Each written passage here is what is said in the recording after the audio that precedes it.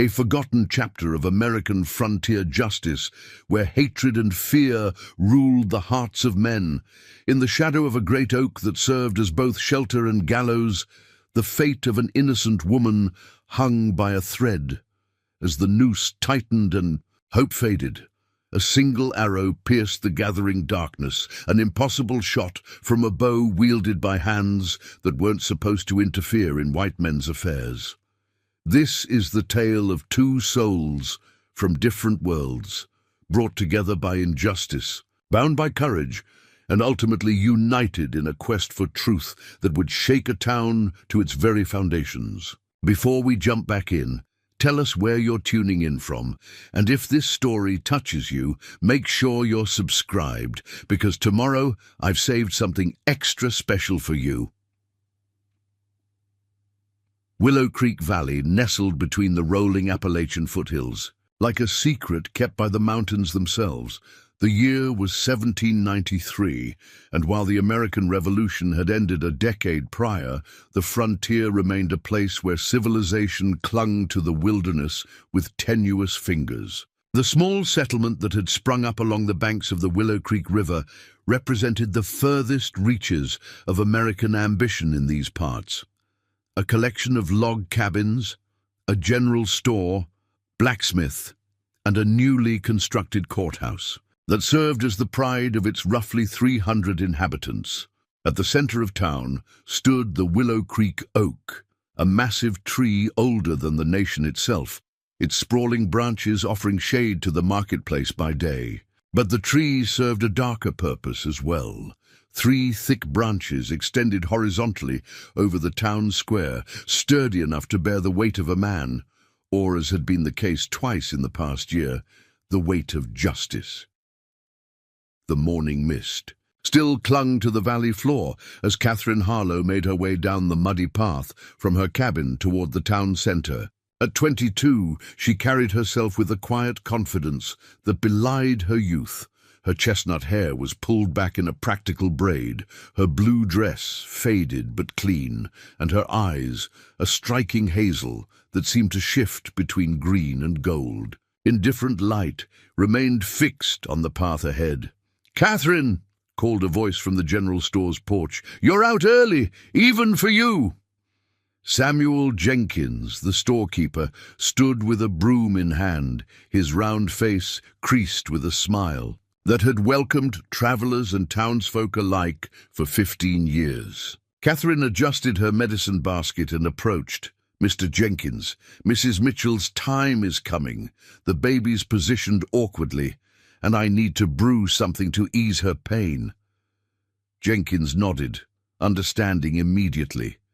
Since the death of Catherine's father, the town's only doctor, 2 winters prior, she had stepped into the role of healer. Some in town, particularly Judge Harrison, frowned upon a woman practicing medicine, but few could deny her skill with herbs and healing, knowledge passed down from both her father and her Cherokee grandmother. Come in. Take what you need. How is Thomas handling it? First baby's always the hardest on the fathers, I reckon." Catherine smiled slightly. "Pacing like a caged mountain lion. I told him to split wood to keep his mind occupied. By the time this baby arrives, the Mitchells will have enough firewood to last 3 winters. Inside the store, Catherine carefully selected dried herbs from the jars Jenkins kept stocked especially for her. As she worked, the storekeeper moved closer, lowering his voice. "Did you hear? Marshal Williams caught one of the Hampton gang yesterday. Brought him half dead." Catherine's hands stilled momentarily. The Hampton gang had terrorized the valley for months, stealing horses, robbing travelers, and leaving destruction in their wake. Most recently, they had burned the Barneses' homestead to the ground, though thankfully the family had escaped. "Which one?" she asked, measuring herbs carefully into small paper packets. "Not Hampton himself. One of his men, Silas Tucker. Marshall's got him locked up tight. Judge Harrison is riding in from Coopersville to hold court tomorrow." Catherine nodded absently, her mind already returning to Mrs. Mitchell's impending delivery. She paid for her purchases and stepped back into the cool morning air. the mist now burning away under the strengthening sun. As she made her way back through town, she passed the small jailhouse where Marshal Daniel Williams stood watching the street, his weathered face stern beneath his wide-brimmed hat. At 45, the Marshal had served in the Revolution alongside Catherine's father and had been a fixture of protection in the valley since its earliest days. "Catherine," he acknowledged with a tip of his hat. "Heading to the Mitchells?" "Yes, Marshal. The baby's coming, but something's not right." Concern flickered across his face. "Need any help?" She shook her head. "Not yet. If things turn difficult, I'll send Thomas for you." Williams nodded, understanding the unspoken arrangement. Since her father's death, the Marshal had taken it upon himself to look after Catherine, though she fiercely maintained her independence. "Be careful on the North Trail," he warned. "There have been reports of Shawnee hunters crossing onto settlement lands." Catherine met his gaze evenly. "The Shawnee have been hunting these valleys since before our grandparents were born, Marshal. The imaginary lines we draw mean little to them." The Marshal's expression hardened slightly. "Those imaginary lines are the difference between peace and war out here, Catherine. Just watch yourself." She nodded and continued on her way, the Marshal's warning echoing in her mind. Relations with the Shawnee had grown increasingly strained as more settlers pushed into the Ohio Valley. While Willow Creek had maintained an uneasy peace, incidents were increasing throughout the territory. The Mitchell cabin stood a mile north of town, built on a small rise overlooking a bend in the creek. As Catherine approached, she could hear the rhythmic sound of an axe splitting wood. Thomas Mitchell, a tall man with broad shoulders and hands roughened by his work as a carpenter, paused as he saw her approach. "Catherine!" He dropped his axe and rushed forward. "Emma's pains are coming faster. She's calling for you." Inside, Emma Mitchell lay on the bed, her normally serene face contorted in pain, blonde hair plastered to her forehead with sweat. Catherine set her basket down and immediately began examining the young woman. "The baby's turned," she confirmed after a careful examination. "We need to try to shift it before things progress further." For the next hour, Catherine worked methodically, applying techniques her father had taught her and brewing a tea from the herbs she'd purchased.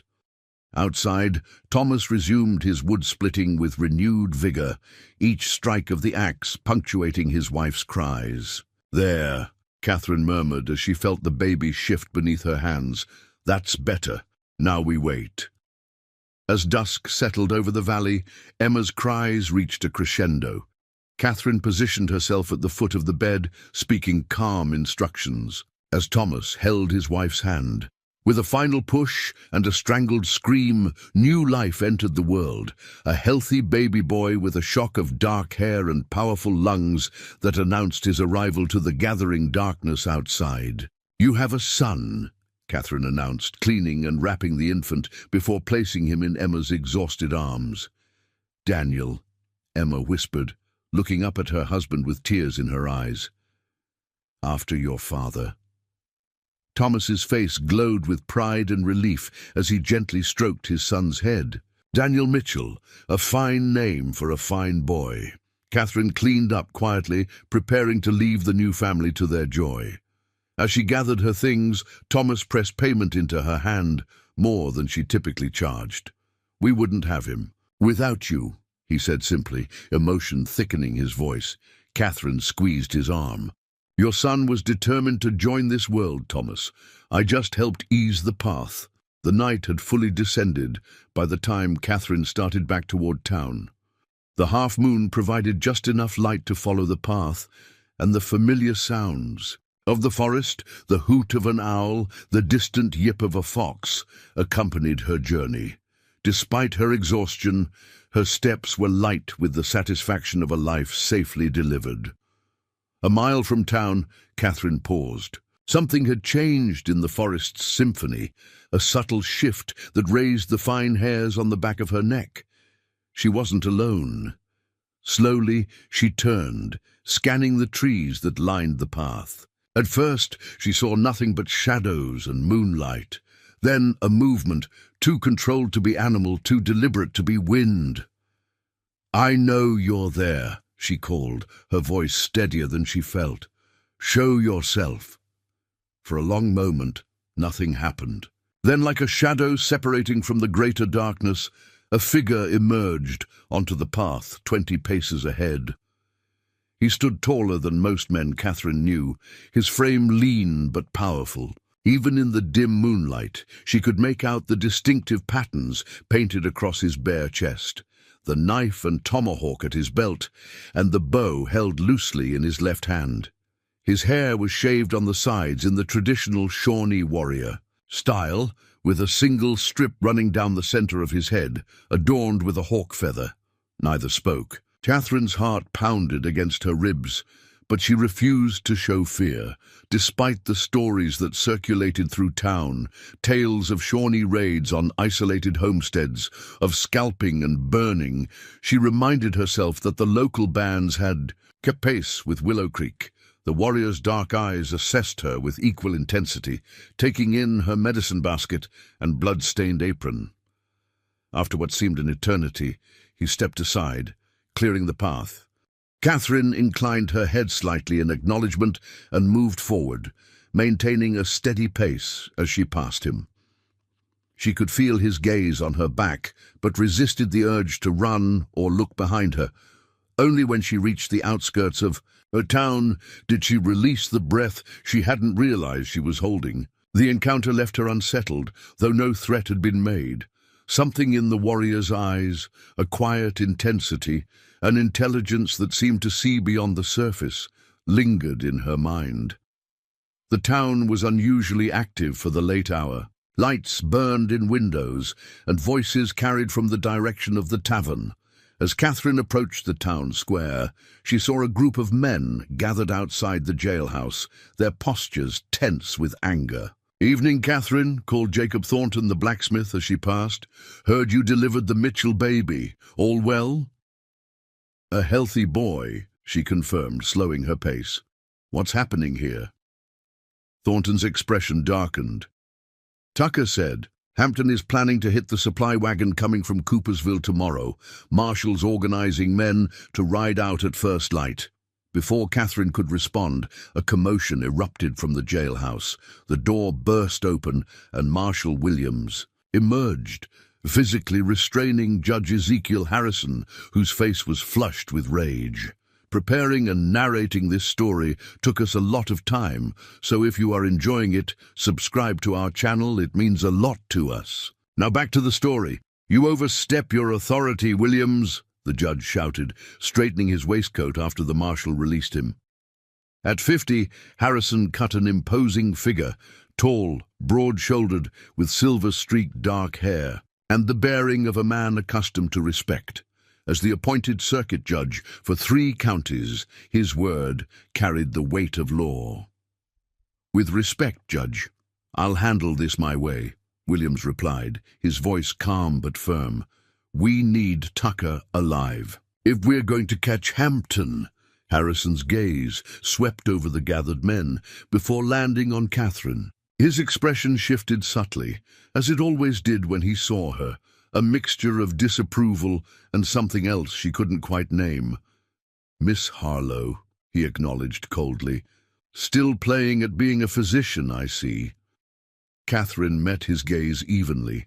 "Just returning from delivering the Mitchell baby, Judge Harrison, a healthy boy." The judge made a dismissive sound. "Women should leave medicine to those properly trained. Your father would have—" "My father trained me himself, Judge," Catherine interrupted, a rare edge creeping into her voice.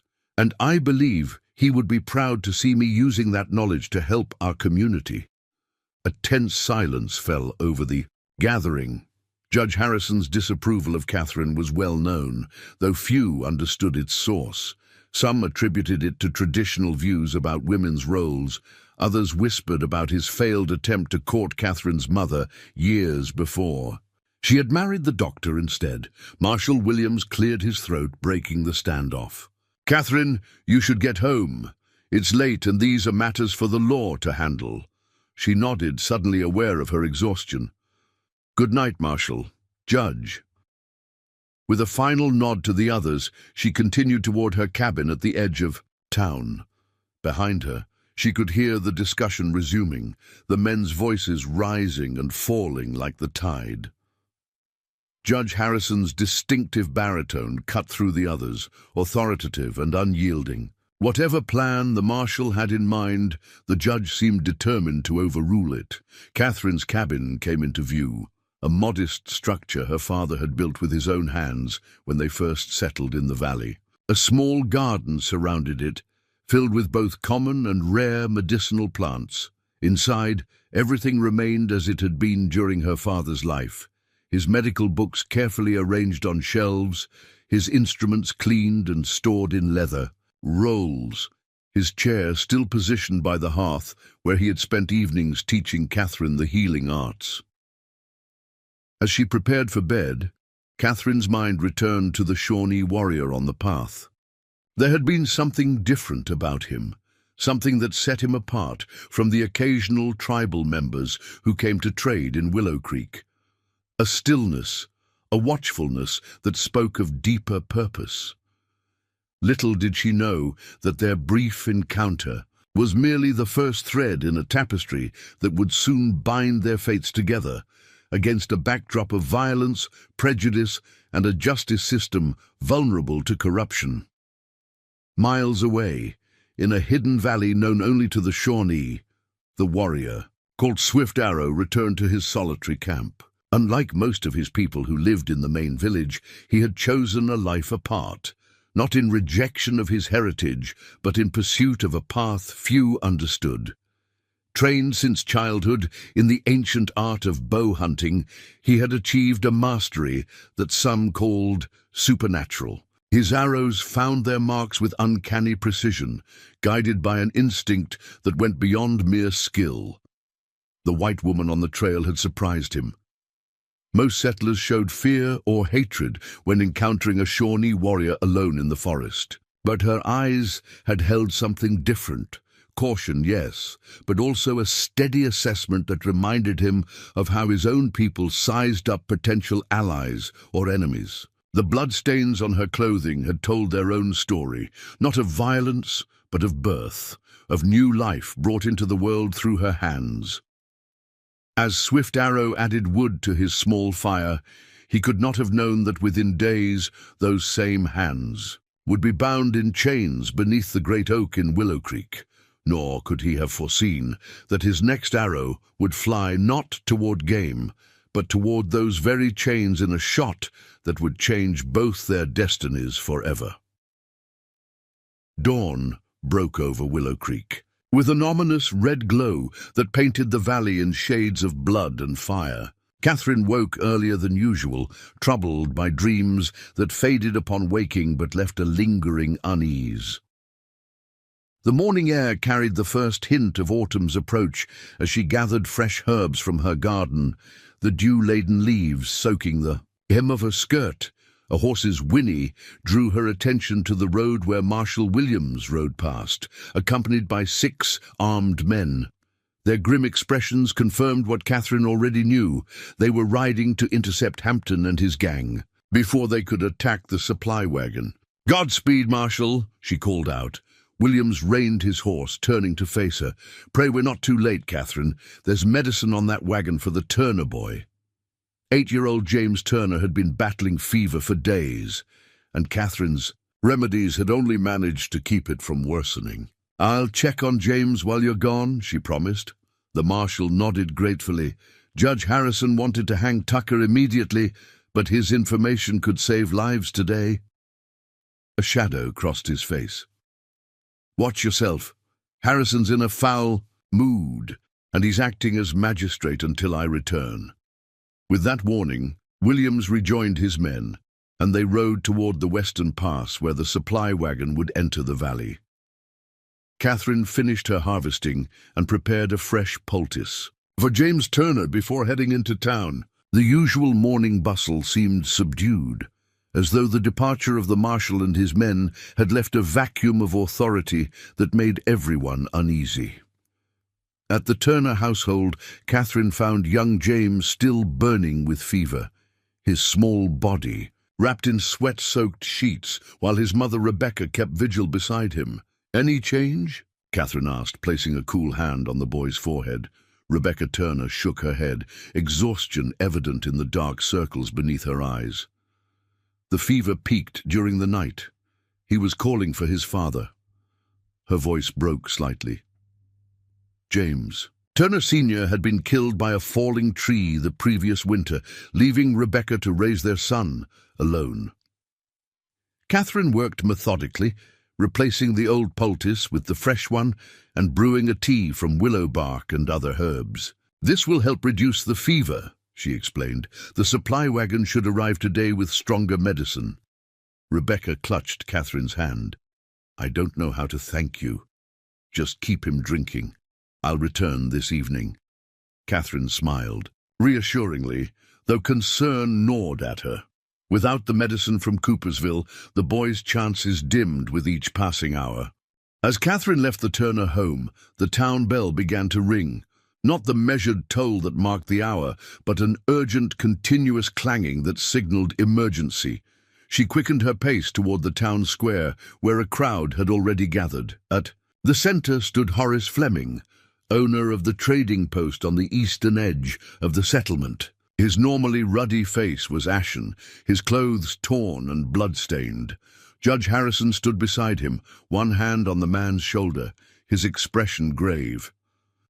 "They came out of nowhere," Fleming was saying, his voice carrying across the hushed crowd. "At least 10 of them, Hampton himself leading the charge." Catherine pushed forward. "The supply wagon? What happened?" Fleming's bloodshot eyes found her.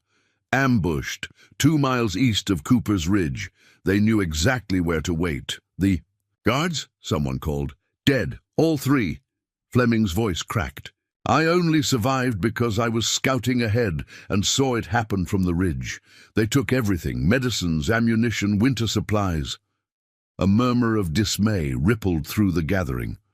Judge Harrison raised his hand for silence.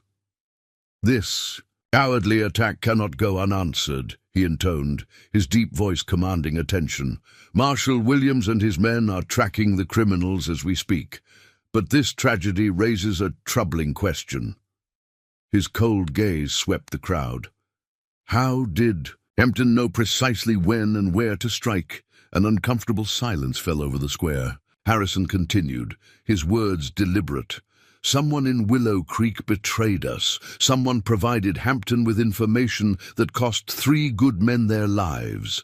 Catherine felt a chill that had nothing to do with the morning air. The judge's accusation hung over the crowd like a storm cloud. Tucker talked only to the marshal, Peter Walsh, the tavern keeper, pointed out. Who else knew the details? Indeed, Harrison's eyes narrowed. The marshal, myself, and those the marshal may have confided in. His gaze settled meaningfully on Catherine. She stiffened, suddenly aware that several people had turned to look at her. "What exactly are you implying, Judge Harrison?" "I imply nothing, Miss Harlow. I merely observe that you and the marshal share a certain closeness. He may have mentioned details of the wagon's route." Catherine felt heat rise in her cheeks. "Marshal Williams told me nothing about the route, and I resent your insinuation." Harrison shrugged, the gesture dismissive. "These are dangerous times. We must consider all possibilities." The crowd began to disperse, but Catherine noticed the lingering glances, the whispered conversations. Judge Harrison's words had planted a seed of suspicion, however absurd. She turned away, determined to ignore it, and headed toward the general store to check on available supplies that might help young James Turner. The day progressed with an undercurrent of tension. By mid-afternoon, there was still no word from Marshal Williams and his men. Catherine spent the hours between patient visits gathering what medicinal herbs remained in her stores and preparing alternatives to the medicines lost with the wagon. As the sun began its descent, Catherine returned to the Turner home with her makeshift remedies. She found Rebecca in tears, cradling her son's limp body. "His breathing changed," Rebecca sobbed. "It's so shallow now and he won't wake up."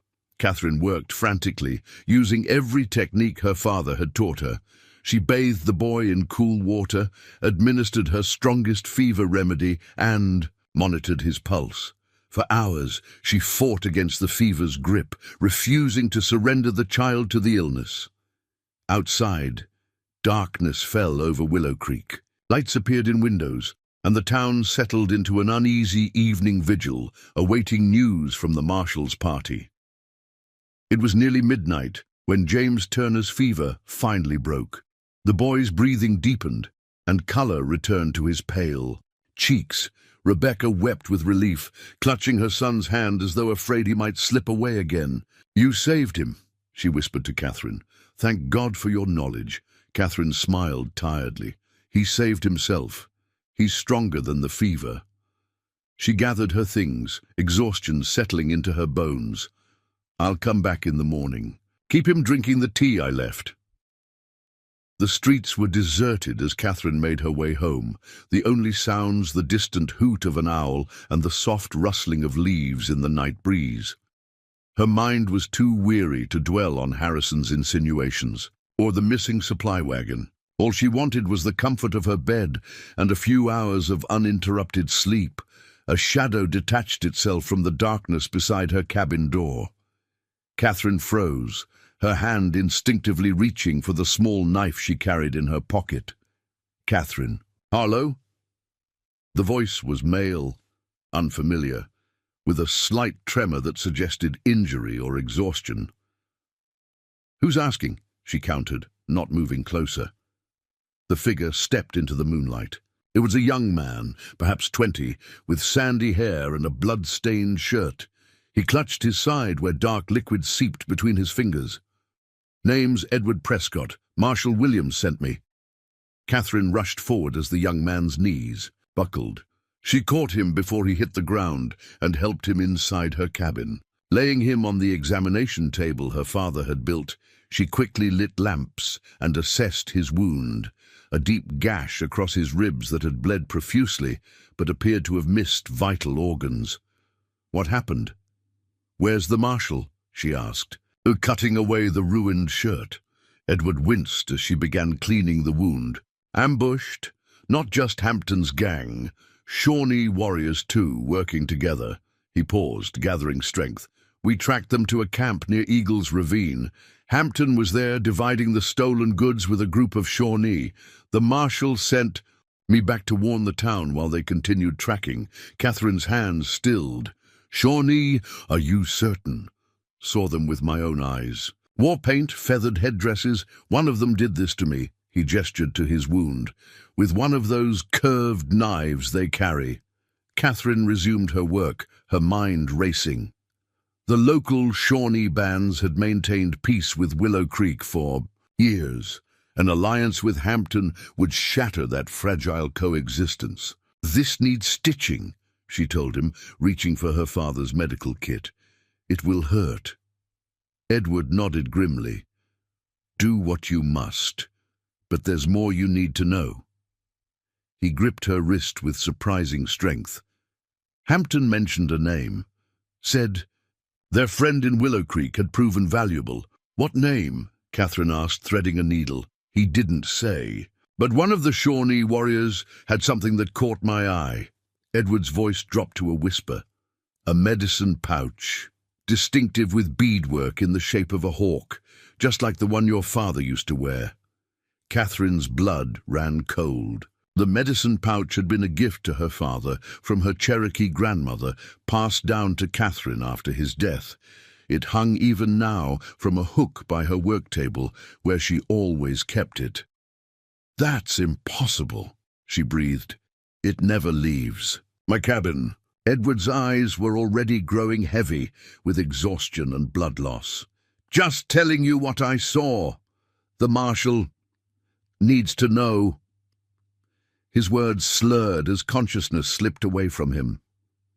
Catherine completed the stitching while Edward slept, her mind churning with implications. If someone had taken her medicine pouch or created a convincing replica and planted it with the Shawnee, the intent was clear: to frame her as the traitor who had helped Hampton.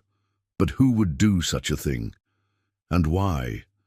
Dawn was approaching. When Catherine finished tending to Edward's wound, she had just covered him with a blanket when a pounding at her door startled her. "Catherine Harlow!" a voice shouted. "Open in the name of the law!" Heart racing, Catherine opened the door to find Deputy Nathan Collins standing there, flanked by 4 armed men. Behind them, Judge Harrison sat astride his horse, face impassive in the grey light of early morning. "Deputy Collins, what's the meaning of this?" "Catherine Harlow," Collins announced formally, "you're under arrest for conspiracy with enemies of Willow Creek, resulting in the deaths of 3 militiamen." Catherine stared in disbelief. "What? That's absurd!" Harrison dismounted, his movements deliberate. "We have a witness who places your property in the hands of Shawnee warriors allied with Hampton, the same warriors who helped ambush our supply wagon." "Edward Prescott," Catherine realized aloud. "He came to me injured. He's inside." "We know," Harrison interrupted coldly. "Prescott delivered his report to me before seeking medical attention. Quite thorough, including the detail about your distinctive medicine pouch being in possession of a Shawnee warrior." "I've never given my pouch to anyone," Catherine protested. "It's right here."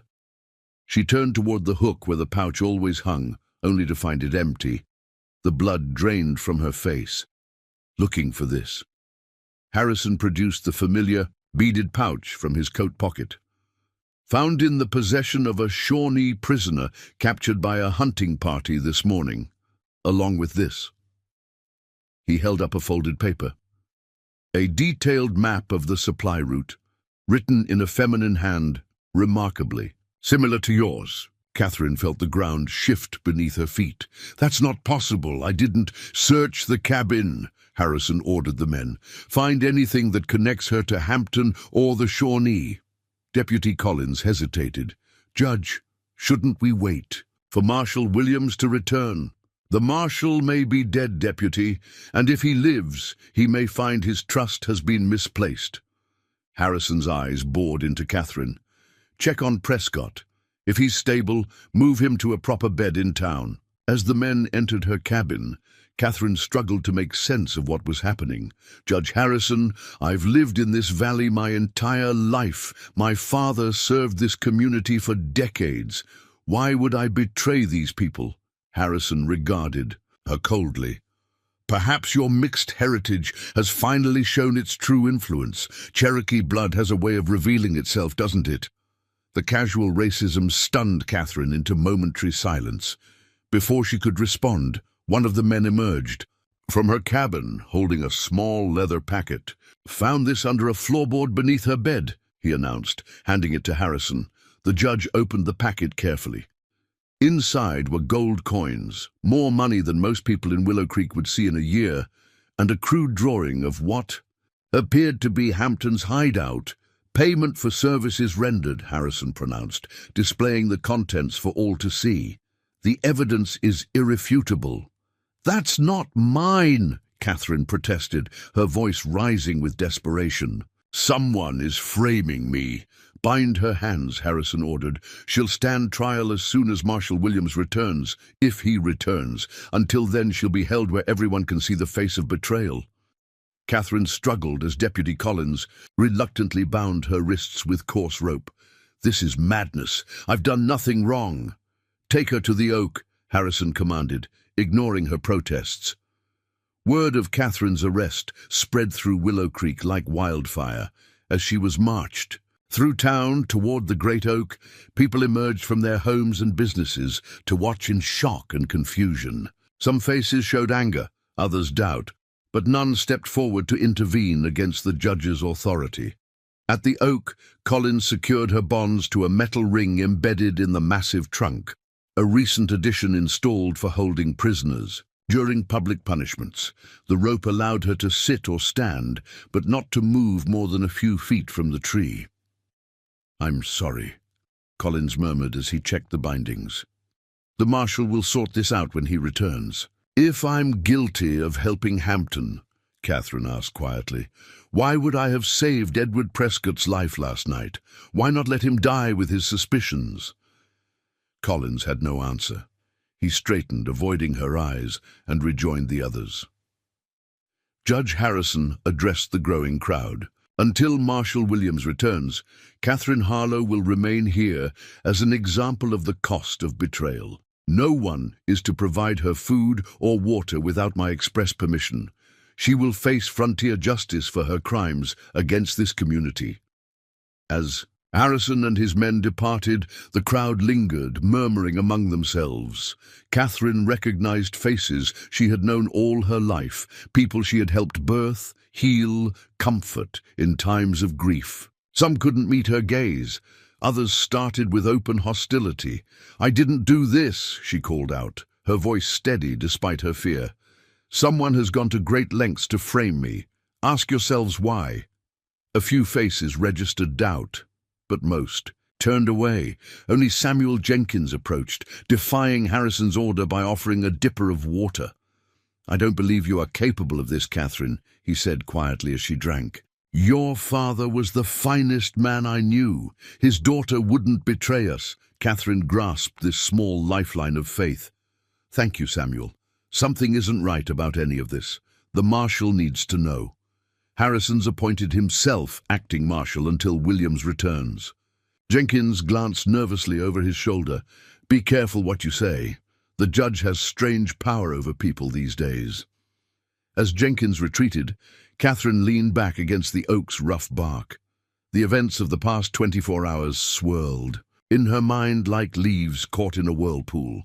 Someone had gone to extraordinary lengths to frame her, stealing her medicine pouch, planting gold and maps in her cabin, forging her handwriting.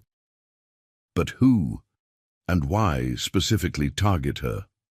The sun climbed higher, its heat intensifying as noon approached. Without shelter, Catherine's exposed position beneath the oak offered no relief from the blistering rays. Thirst clawed at her throat, and hunger gnawed at her stomach. Few dared approach after Jenkins' act of kindness, though she felt the weight of watching eyes from surrounding buildings. Through her growing discomfort, Catherine forced herself to think logically. If Hampton had truly allied with Shawnee warriors, that represented a significant escalation.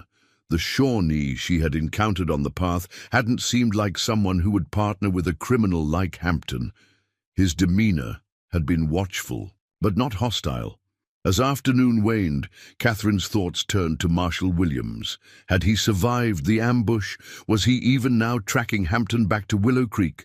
Or had her friend, one of the few connections to her father that remained, fallen, victim to the violence that seemed to be closing in around their once peaceful valley? The shadows lengthened as the sun began its descent behind the western mountains.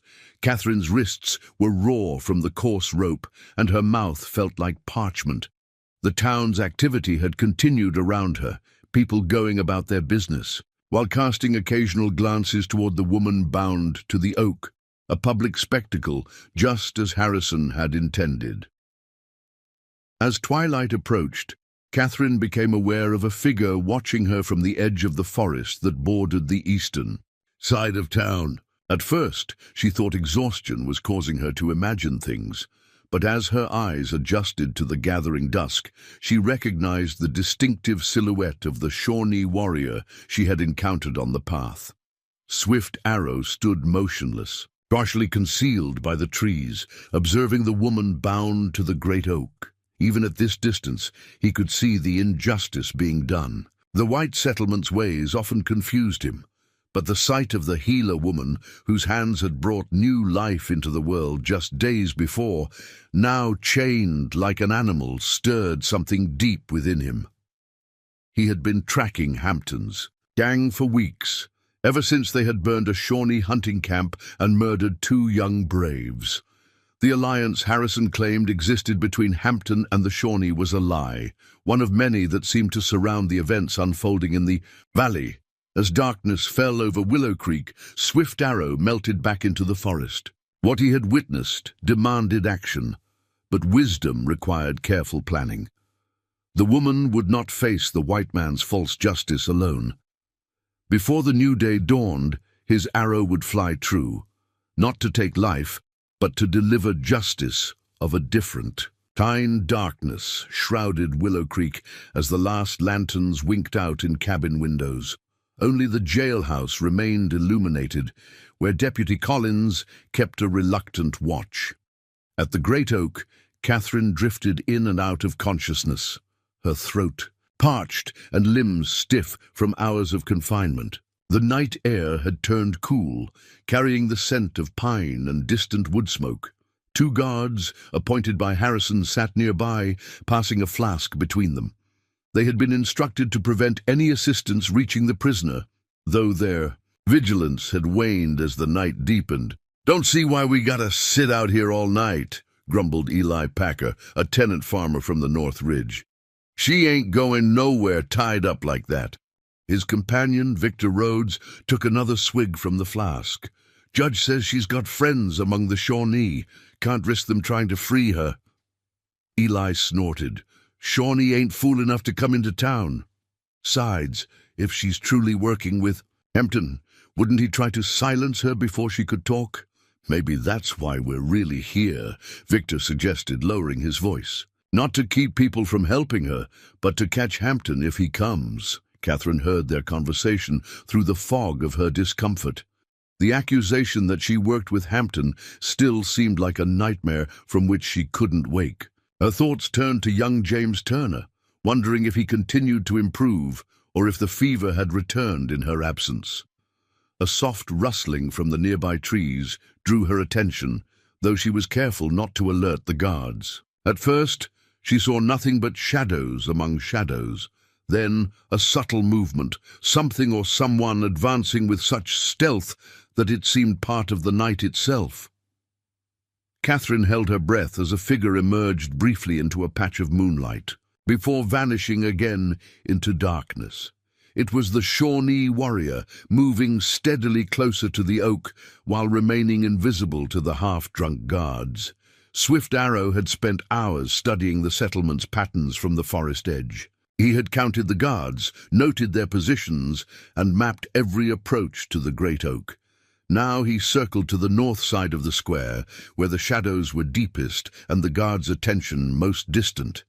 The bow in his hands was unlike those carried by most Shawnee warriors. Crafted from a single piece of Osage orange wood and backed with sinew, it had been a gift from his grandfather, a legendary archer whose skill was still recounted in tribal stories. Swift Arrow had spent thousands of hours mastering it, developing a connection so profound that the bow seemed an extension of his own body. He notched an arrow, one specially prepared for tonight's work. Its shaft was of straightest ash, its head not the broad hunting point used for game, but a narrow, razor-sharp blade designed to slice rather than pierce. Such an arrow could split a hanging hair at 50 paces in his hands. The guards' conversation had turned to complaints about Harrison's increasing authority in the marshal's absence. Their attention had drifted fully away from their prisoner. Swift Arrow inhaled slowly, centering himself in the perfect stillness his grandfather had taught him. The world narrowed to a single point of focus, the rope binding Catherine's hands to the iron ring.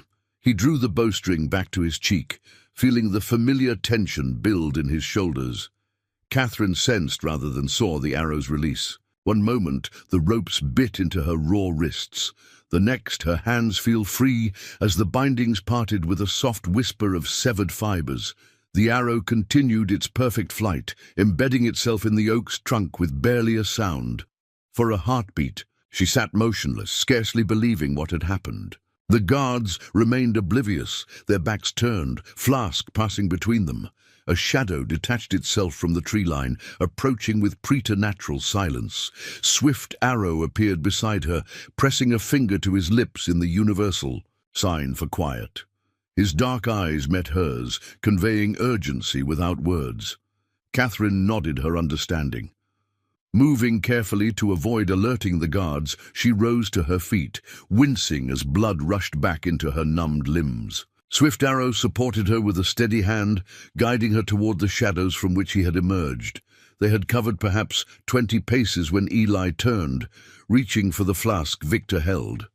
His eyes widened as he registered the empty space. Beneath the oak where their prisoner should have been. "Victor!" he hissed, scrambling to his feet. "She's gone!"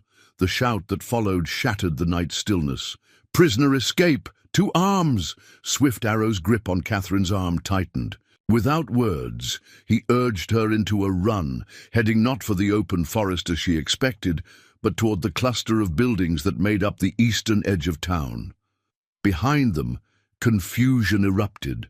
Lights flared to life in windows, and men spilled from the tavern and boarding house. Eli's voice carried above the commotion, directing searchers toward the western road, the opposite direction from their actual flight. Swift Arrow led Catherine through narrow spaces between buildings, using the settlement's own structures as cover. His knowledge of the town's layout surprised her. He navigated with the confidence of someone who had studied each path and passage. They reached the edge of town where Jenkins' general store stood dark and silent. Swift Arrow guided her to the back of the building, where a small shed housed surplus goods. He produced a slender piece of metal from a pouch at his waist and worked it into the lock with practiced ease. Inside, he closed the door soundlessly. Behind them, leaving them in total darkness, Catherine heard him moving with sure steps despite the lack of light, followed by the soft scrape of a trapdoor being lifted. "There is a space beneath," he whispered, his English accented but clear. "Used for storing winter goods in summer months. Empty now. Go." Catherine hesitated only briefly before lowering herself through the opening, finding an earthen-floored cellar about 4 feet high, enough to sit comfortably but not stand. Swift Arrow followed, pulling the trapdoor closed above them. A moment later, light bloomed as he struck a spark to a small tallow candle. In its dim glow, Catherine could finally see her rescuer clearly. His features were sharp and angular, with high cheekbones and a straight nose. The traditional markings painted across his face for their first encounter were gone now, revealing copper skin weathered by outdoor life. Only his eyes remained unchanged, dark, intense, and evaluating. "Why?" she asked, her voice a rasp after hours without water. "Why help me?" Swift Arrow reached for a water skin at his belt, offering it to her. As Catherine drank gratefully, he considered her question. "I watch settlement. For many days," he explained, his voice low but melodic. "See healer woman bring life, not death. See men bind you to tree of dying, not justice." Catherine wiped her mouth with the back of her hand, returning the water skin. "They believe I betrayed them, that I helped outlaws ambush a supply wagon and murder 3 men. Hampton's doing," Swift Arrow said, surprising her with his knowledge of the situation. "His men spread lies about Shawnee helping him. No Shawnee rides with Hampton." "You know of Hampton?" Catherine asked. Swift Arrow's expression hardened. "Moon ago, Hampton men attacked Shawnee hunting camp, killed 2 young hunters, burn shelters, take weapons." His hand moved unconsciously to a scar on his upper arm. "I have tracked since then, learn his ways, his places." Catherine's mind raced with implications. "Then there's no alliance between Hampton and your people, the Shawnee warrior with my medicine pouch." "No warrior," Swift Arrow interrupted. "Only lies from men who fear what they do not understand." A commotion outside interrupted their conversation. Voices approached the storage shed, accompanied by the glow of lanterns through the cracks in the wooden walls. "Could be in here," came Eli's voice, unnervingly close. "Check everywhere." Swift Arrow extinguished the candle with a quick pinch.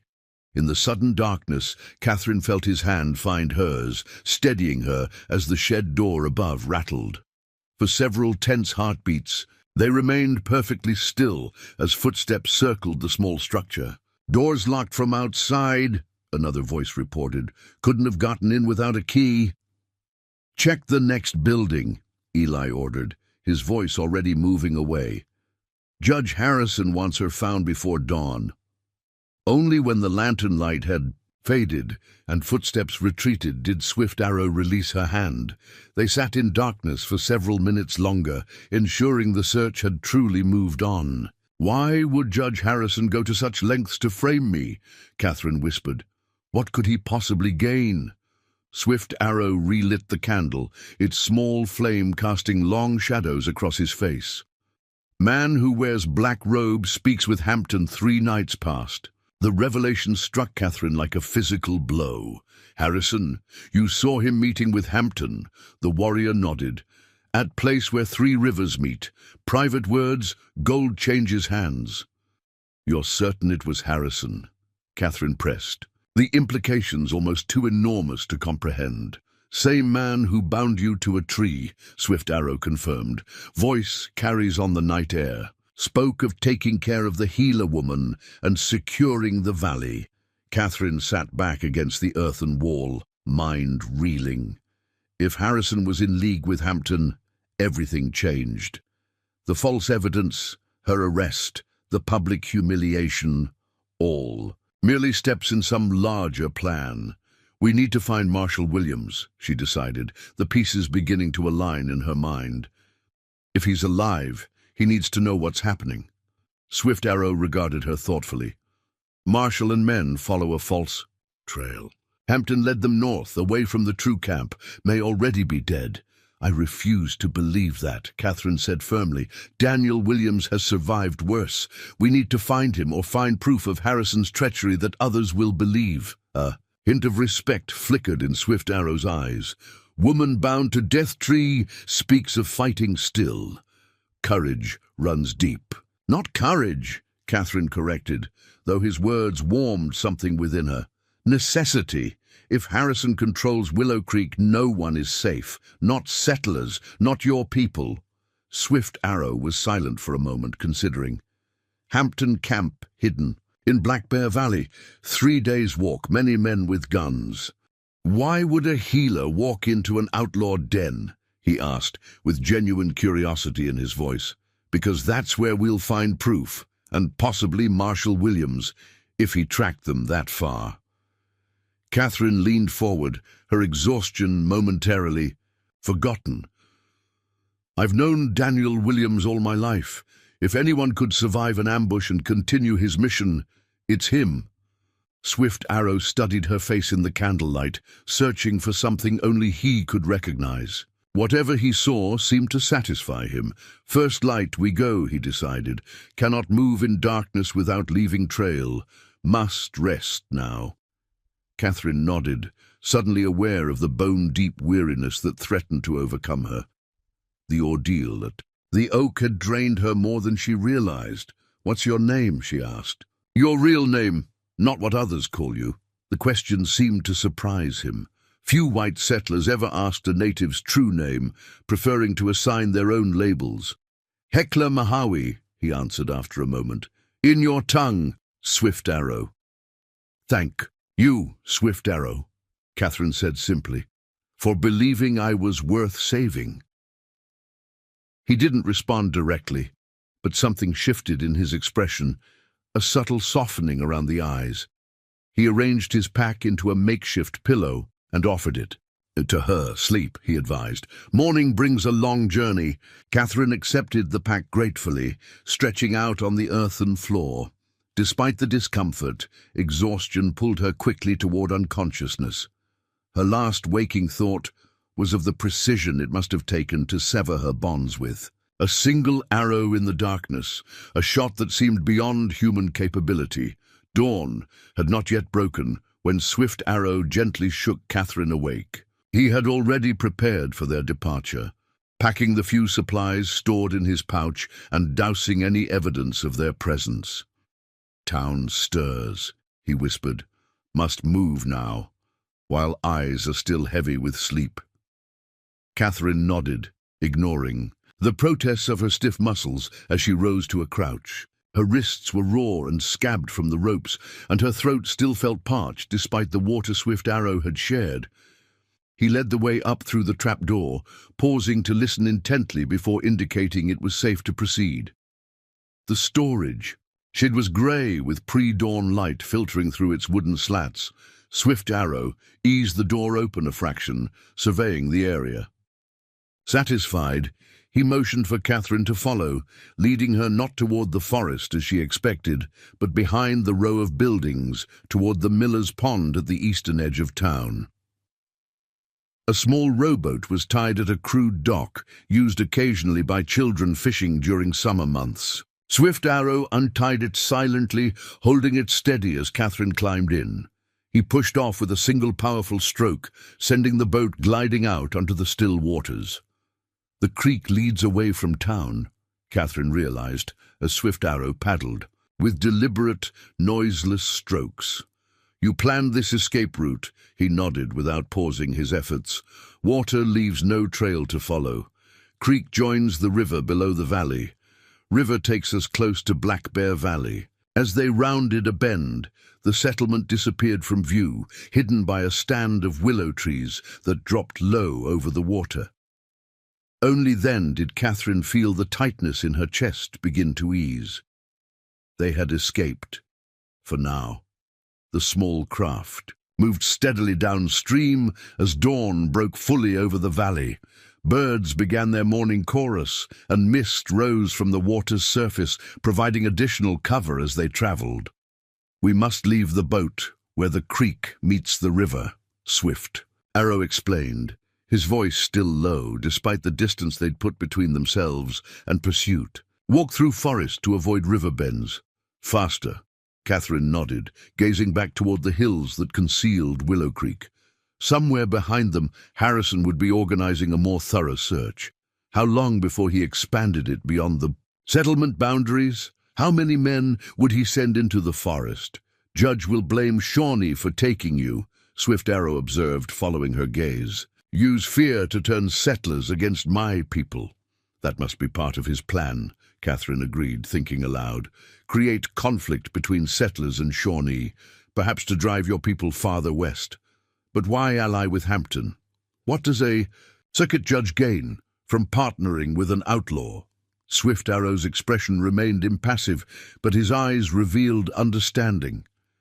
Land where 3 rivers meet holds value beyond hunting. Yellow metal in streams, more where water cuts through. Stone. Gold! Catherine was stunned. There's gold in the valley? Small pieces but many, Shawnee have known for generations. Sacred place, not for taking. But white men's hunger for yellow metal burns hot. The pieces began to align in Catherine's mind. If there was gold in the territory, especially around the 3 Rivers Junction, which lay within disputed boundaries between settlement land and Shawnee territory, Harrison's actions took on new meaning.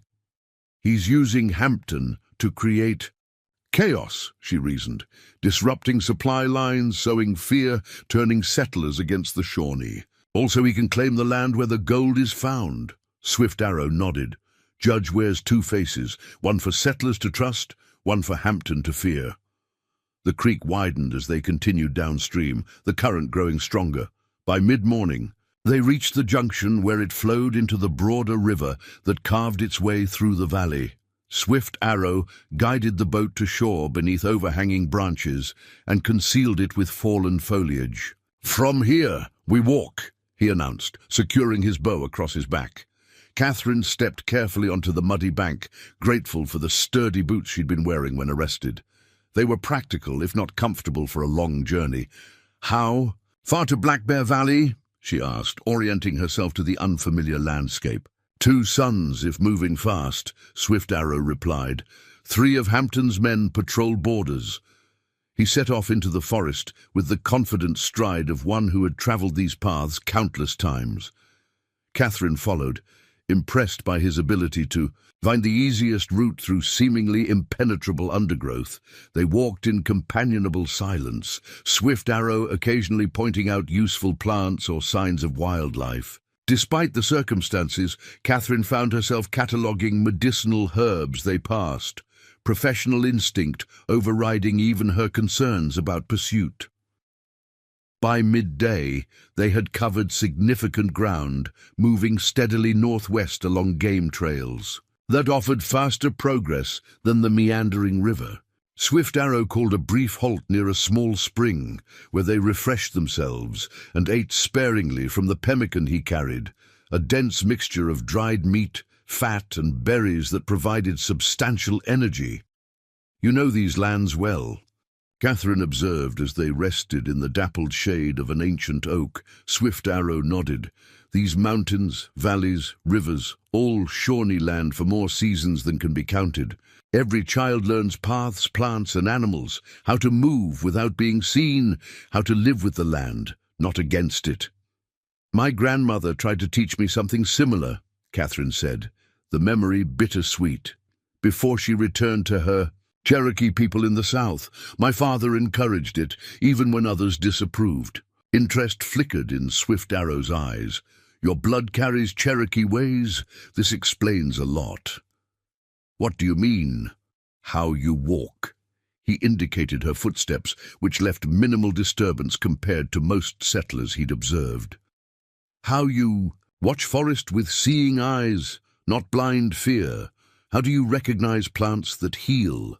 Catherine had never considered these traits as part of her heritage, rather than simply skills she'd developed. The observation gave her pause, a new perspective on aspects of herself she had taken for granted. Their contemplative moment was interrupted by distant voices carried on the wind, men calling to one another, moving through the forest with little attempt at stealth. Swift Arrow was on his feet instantly, bow in hand. "Search party," he whispered, gesturing for Catherine to remain still. "From settlement." Catherine froze, straining to hear. The voices were still distant but moving in their general direction, perhaps following the river as the most logical escape route. "They're casting a wide net," she murmured. "Harrison must have every able man searching." Swift Arrow assessed their position quickly. "Must change direction, move east toward high ridges, harder tracking, harder travel. They will not follow." "Far." Without waiting for a response, he set off at a brisk pace, angling away from the voices and toward the steeper terrain visible through the trees. Catherine followed, matching his urgency, aware that discovery now would mean not just her recapture, but likely death for Swift Arrow. The forest floor began to rise beneath their feet as they left the river valley, climbing toward the ridge that separates Willow Creek's territory from the wilderness beyond. The going became more difficult, the underbrush thicker, the slopes challenging even for Catherine's woods-trained steps. Swift Arrow moved with impressive agility, occasionally extending a hand to help her over particularly difficult passages. His touch was impersonal but sure, his strength evident in the ease with which he navigated terrain that would exhaust most men. By late afternoon, they had reached a vantage point that allowed them to look back over the valley they had crossed. Far below, barely visible through the trees, Catherine could make out small figures moving along the river, the search party continuing their hunt, unaware that their quarry had changed course. "They will search the river path until nightfall," Swift Arrow predicted. "Return to settlement when darkness comes. Begin again tomorrow, but with less certainty. And by then, we'll be well beyond their search area," Catherine concluded, allowing herself a moment of relief. Swift Arrow's expression remained watchful. "Judges will not abandon hunting easily. Too much at stake." He gestured toward the heights still above them. "We climb more before night. Sleep where eagles nest, safe from men who track by broken twigs." As they continued their ascent, Catherine found herself studying her unlikely companion with growing curiosity. He moved through the wilderness with a grace born of lifetime familiarity, yet his knowledge of the settlement suggested he had spent considerable time observing the white man's world. He spoke English better than many natives she had encountered, though his sentence structure remained distinctive. "How did you learn to speak English so well?" she asked as they paused to catch their breath on a rocky outcropping. A shadow passed over Swift Arrow's features. 7 winters as boy, taken to mission school. Christian men believe Shawnee children must learn white man's ways, white man's God, cut hair, beat language from tongue. The pain beneath his matter-of-fact recounting was evident to Catherine's perceptive ear. "You escaped?" He nodded. "3rd year, winter moon. Walked for 10 days to find my people again. Learned to be Shawnee twice, once as a child, once as a returning spirit." "But you kept the English," Catherine observed. "Knowledge is a weapon." Swift Arrow replied simply, "Understand enemies' words, understand enemies' thoughts. Do you see all settlers as enemies?" she asked, the question somehow important beyond their immediate circumstances. Swift Arrow was silent for a long moment, his gaze sweeping the vast landscape spread before them, the valleys and forests that had been Shawnee land since time immemorial, now increasingly claimed by cabins and fields. "Not all," he finally answered, his eyes returning to meet hers directly. "Some walk with respect, some listen before speaking, some heal instead of harm." The implication was clear in his steady gaze. Catherine felt something shift between them. In that moment, a recognition that transcended the barriers of their different worlds. Not friendship yet, perhaps, but the foundation for understanding. As the sun began its descent toward the western mountains, they reached their destination, a sheltered hollow high on the ridge, protected by overhanging rock on 3 sides and offering a commanding view of the approaches. It was a natural fortress, invisible from below, but allowing its occupants to see any threat long before it arrived. Swift Arrow quickly created a small, nearly smokeless fire using dry wood and expert technique. The flames provided warmth without betraying their position to anyone watching from the valley below. "Rest," he instructed, offering Catherine another portion of pemmican. "Tomorrow we will change direction again. Circle back toward Black Bear, valley from east, where Hampton men do not watch." Catherine accepted the food gratefully, settling against the rock wall as twilight deepened around them. Below, the first stars reflected in the distant river, winding like a silver thread through the darkening valley. "Do you think Marshal Williams is still alive?" she asked quietly, voicing the concern that had lingered since their escape. Swift Arrow arranged his bow and quiver within easy reach before responding. "Man who teaches justice must be strong to survive in a world of lies. If he lives, we will find him.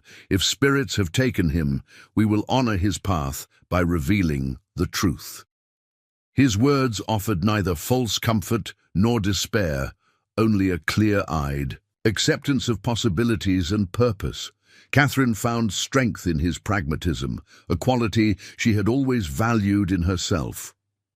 As night fully claimed the mountain, Catherine gazed up at the vast canopy of stars, so much brighter here than they appeared from her cabin window. Somewhere beneath that same sky, Marshal Williams might be fighting his own battle against Harrison's betrayal. Somewhere, Hampton and his gang continued their reign of violence. And in Willow Creek, people she had known all her life now believed her a traitor. Yet here she sat, alive and free, because a Shawnee warrior had chosen to believe in her innocence and act on that belief with extraordinary skill. The impossible shot that had severed her bonds was just the beginning of a journey whose end remained hidden in the shadows of uncertainty.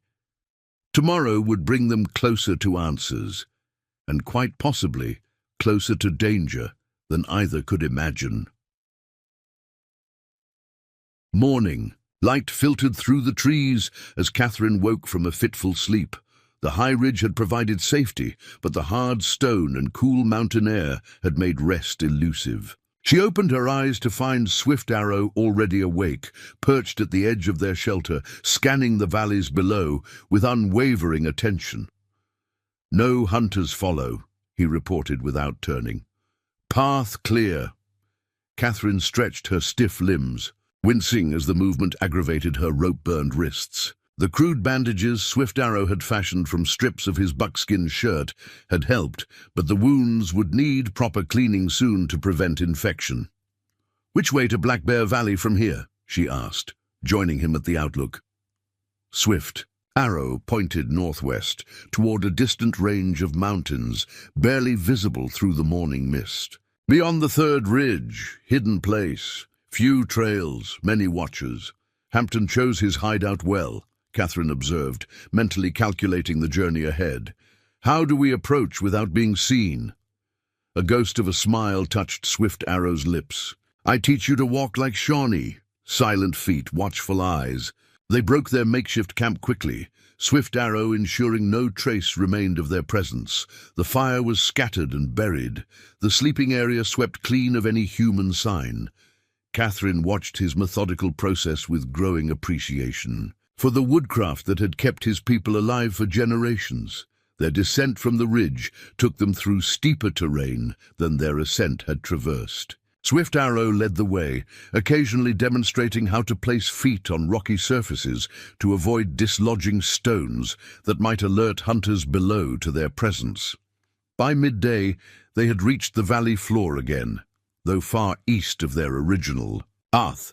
Swift Arrow paused at a small creek, indicating they should refill the waterskin and rest briefly.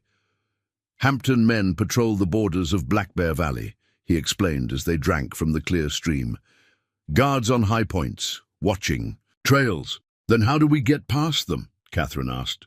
"No one watches where no man can walk," Swift Arrow replied, pointing to a sheer cliff face visible through the trees. "We climb." Catherine studied the distant rock wall with growing apprehension. "I'm not sure path exists," he assured her. "Hidden from the valley floor. Used by Shawnee hunters for generations. Difficult, but possible." They continued their journey, angling northwest toward the imposing cliff. As they walked, Swift Arrow began teaching Catherine the subtle art of moving silently through the forest. How to test each step before committing weight, how to part branches without causing them to snap back, how to recognize ground that would hold a footprint and ground that wouldn't. Catherine proved an apt pupil, her Cherokee heritage, and years of gathering medicinal herbs in the forest, providing a foundation that Swift Arrow could build upon. By late afternoon, her passage had become noticeably quieter, though still far from the near, silenceless movement of her companion.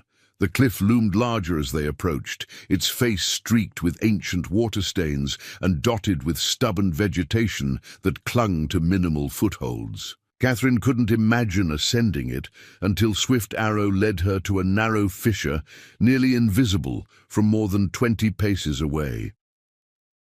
"Path begins here," he said, entering the crack in the rock face. It widened into a natural staircase of sorts, worn by centuries of use and water erosion. The ascent was steep but manageable, though it required careful attention to handholds and balance. As they climbed higher, Catherine's admiration for native knowledge deepened. No settler would have discovered this route without specific guidance. Another reminder of how little they truly understood about the land they claimed to tame. Near the top, Swift Arrow paused, motioning for absolute stillness. Catherine froze, listening intently. After a moment, she detected what his sharper senses had already caught. Voices carried on the wind, men talking carelessly, secure in their isolation. "Hampton men," Swift Arrow whispered, barely audible even in the confined space. "Guard post, on the ridge above." He gestured for her to remain in place, while he continued upward with extreme caution. Catherine watched as he ascended the final portion of the path, moving so deliberately that he seemed almost part of the rock itself. After what felt like an eternity, Swift Arrow reappeared, gesturing for her to join him. He led her onto a narrow ledge that skirted the guard position, keeping them below the sight line of the men above, while providing a path forward. "2 men," he whispered as they carefully traversed the precarious route. "Rifles, whiskey, watch the main trail into the valley." The ledge eventually widened into a small plateau that offered their first view of Black Bear Valley spread below. Catherine's breath caught at the sight. The valley formed a natural bowl, ringed by steep cliffs and densely forested slopes. A small lake gleamed at its center, fed by mountain streams that converged in silver ribbons across the landscape. Near the lake's eastern shore stood a collection of crude cabins and tents, Hampton's hideout. Even from this distance, Catherine could make out the movement of men and horses, the thin spirals of cookfire smoke rising into the clear air. "More men than before," Swift Arrow observed, brow furrowing. 20, maybe 25, growing stronger. Catherine scanned the encampment, trying to discern any sign of Marshal Williams or his men. "Is there a place prisoners might be held?" Swift Arrow pointed to a cabin slightly separated from the others, positioned against the base of a rock formation. That place. No windows, heavy door, guards. "We need to get closer," Catherine decided. "See if the Marshal or any of his men are being held there." Swift Arrow nodded, already studying potential approaches. "Wait for darkness. Stars will light our path, hide our shadows." They found shelter in a dense thicket of mountain laurel, positioned to keep watch on the camp while remaining hidden from both the guard post above and the valley below. As the afternoon waned, Catherine observed the patterns of movement in Hampton's hideout, men coming and going, changing of guards, delivery of food to the windowless cabin. "They're definitely guarding prisoners," she concluded, hope kindling in her chest. "Williams must be alive." Swift Arrow remained cautious. "Or holding someone valuable, maybe settler captives for ransom." As twilight descended, they ate sparingly from Swift Arrow's diminishing supplies. Catherine found herself studying her companion in the fading light, noting how his features seemed both hardened and softened by the approaching darkness, the warrior's vigilance never disappearing, yet something more contemplative emerged as, "The day yielded to night. You took great risk to free me," she said quietly. "Why?" Swift Arrow was silent for so long, Catherine thought he might not answer. When he finally spoke, his voice carried a depth she hadn't heard before. "My grandfather was a great chief, respected by all Shawnee. When white settlers first came to our hunting grounds, he counseled peace. 'Watch and learn,' he told our warriors. 'Understand these new people before deciding if they are friends or enemies.'" Catherine listened, aware she was being granted access to something few settlers ever heard, the native perspective on their shared history. "Many winters, peace held," Swift Arrow continued. "Trade is good for both people. Then more settlers came, wanted not just trade, but land.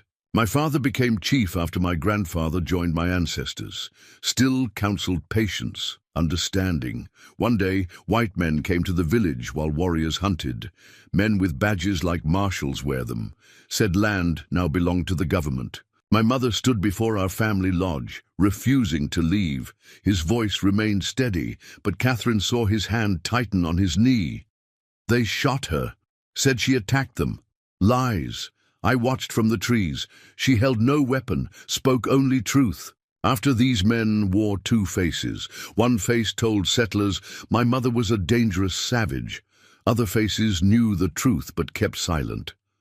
Catherine felt the weight of his revelation, not just a story, but the key to understanding his actions. "And Judge Harrison reminded you of those men, those who wear two faces?" Swift Arrow nodded. "When I saw a healer woman bound to a tree for crimes not committed, I saw my mother again, saw justice twisted into a weapon, could not watch silently a second time." The simple explanation held more honor and courage than any elaborate justification could have conveyed. Catherine reached out, briefly touching his arm in silent acknowledgement of the gift he had given her in sharing this truth. As full darkness claimed the valley, Swift Arrow prepared for their dangerous descent. He blackened his face with charcoal. From their small fire, then did the same for Catherine, explaining that even pale skin could catch moonlight and betray their presence. "Follow exactly," he instructed, checking his weapons. "Bow, knife, and tomahawk. Step where I step. Breathe when I breathe." Catherine nodded, her heart beginning to pound with anticipation and fear. This was far beyond anything in her experience, yet she felt no hesitation. If Marshal Williams lived, he deserved their best effort to reach him.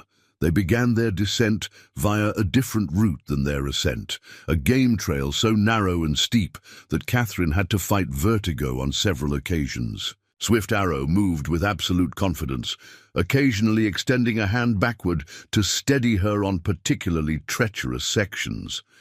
The journey to the valley floor took nearly 2 hours, moving with painful slowness to ensure silence. Once they reached level ground, Swift Arrow directed them into the deeper shadows of the forest that surrounded the lake, circling wide to approach the camp from the least guarded direction. As they drew closer, the details of Hampton's operation became clearer. Men moved between buildings, carrying crates and saddlebags. A corral on the western edge held at least 30 horses, far more than needed for the men Catherine had counted, suggesting Hampton expected reinforcements or planned significant raids. The cabin Swift Arrow had identified as a potential prison stood slightly apart, as he'd noted from above. 2 armed men guarded its door, looking bored but alert. No light showed from within, though occasional movement of the guards suggested they were responding to sounds from inside. Swift Arrow touched Catherine's arm, directing her attention to a small stream that ran close to the rear of the cabin. It emerged from a spring in the rock face behind the structure and offered both cover and a path of approach. Using every technique Swift Arrow had taught her, Catherine followed him through the underbrush toward the stream.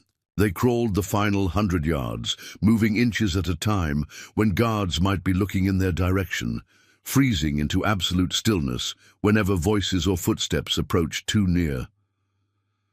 Finally, they reached the stream bed behind the cabin, concealed by a combination of darkness and the natural depression in the earth. Swift Arrow gestured for Catherine to remain in place while he crept closer to the structure, examining its construction with a hunter's eye for weakness.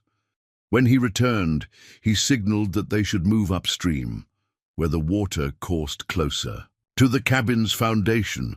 There, partially hidden by a stunted willow, they discovered what Swift Arrow had suspected, a small ventilation gap where the rough-hewn logs didn't quite meet the ground. Catherine lay flat, pressing her ear to the opening. At first, she heard nothing but the soft gurgle of the nearby stream, then a cough, distinctly human, followed by the clink of metal on metal. Chains, perhaps, or shackles. "Someone's alive in there," she whispered, her lips nearly touching. "Swift Arrow's ear." He nodded, then gestured for her to try to see inside. Catherine positioned her eye to the narrow gap, allowing it to adjust to the deeper darkness within. Gradually, shapes emerged, the earthen floor, a wooden post in the center of the room, and against it, a seated figure, head slumped forward. She couldn't make out details in the gloom, but the broad shoulders and posture seemed familiar. Hope surged within her. "Marshal," she called softly, barely above her breath. The figure stirred, head lifting slightly. "Who's there?" came a hoarse whisper. "Daniel." William's voice, though weakened and rough with thirst. "It's Catherine Harlow," she replied, relief washing through her. "We've come to help you." There was a long pause, then, "Catherine? How in God's name—" "There's no time to explain," she interrupted. "Are you alone?" "No. Finch and Lawson are here too, though Lawson's in bad shape. Took a bullet during the ambush." Catherine glanced at Swift Arrow, who had been listening intently.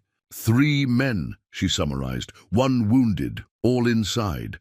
Swift Arrow considered this information, eyes calculating distances, scanning the camp's layout. "Guards change at the moon's highest point," he observed. "Fewer men awake. Best time." "Marshal," Catherine whispered through the gap, "we'll come back for you tonight when the camp is quieter. Can you be ready to move?" Been ready since they dragged us in here, Williams answered, a hint of his usual determination returning to his voice. But Catherine, you need to know, Hampton isn't working alone. Judge Harrison, we know, she interrupted. That's why I'm here. Harrison had me arrested, claiming I was working with Hampton.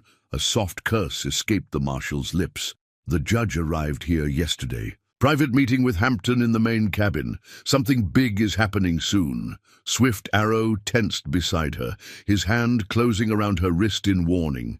Catherine fell silent as footsteps approached the cabin, heavy boots crunching on gravel. They pressed themselves flat against the earth as a guard circled the structure, passing barely 3 feet from their position. Only when the footsteps had receded did Swift Arrow signal it was safe to continue. Must go, he whispered. Return when darkness deepens. Marshal, Catherine called softly. We'll be back. Hold on. Be careful, Williams responded. Hampton's doubled his men. Something's coming tomorrow. Didn't catch what, but it's big. With that final warning, Catherine and Swift Arrow retreated, retracing their path along the stream before circling back toward the forested slopes that surrounded the valley. They needed a secure place to wait for the optimal moment and to plan. Their approach. Swift Arrow led her to a dense thicket halfway up the eastern slope, positioned to observe the camp while remaining hidden from any patrols. As they settled into their temporary shelter, Catherine's mind raced with the implications of William's warning. What could Hampton be planning that requires so many men? She wondered aloud, keeping her voice to the barest whisper. Swift Arrows. Expression was grim in the filtered moonlight. Judge spoke of securing the valley when meeting Hampton. Perhaps the final move is to take land where rivers meet. But that would require... Catherine stopped, the horrifying realization dawning. A massacre. They're planning to attack the Shawnee village. Swift Arrow nodded, having reached the same conclusion. Frame Shawnee for attacks on settlers. Create fear, anger. Then strike at the village while warriors defend against false charges.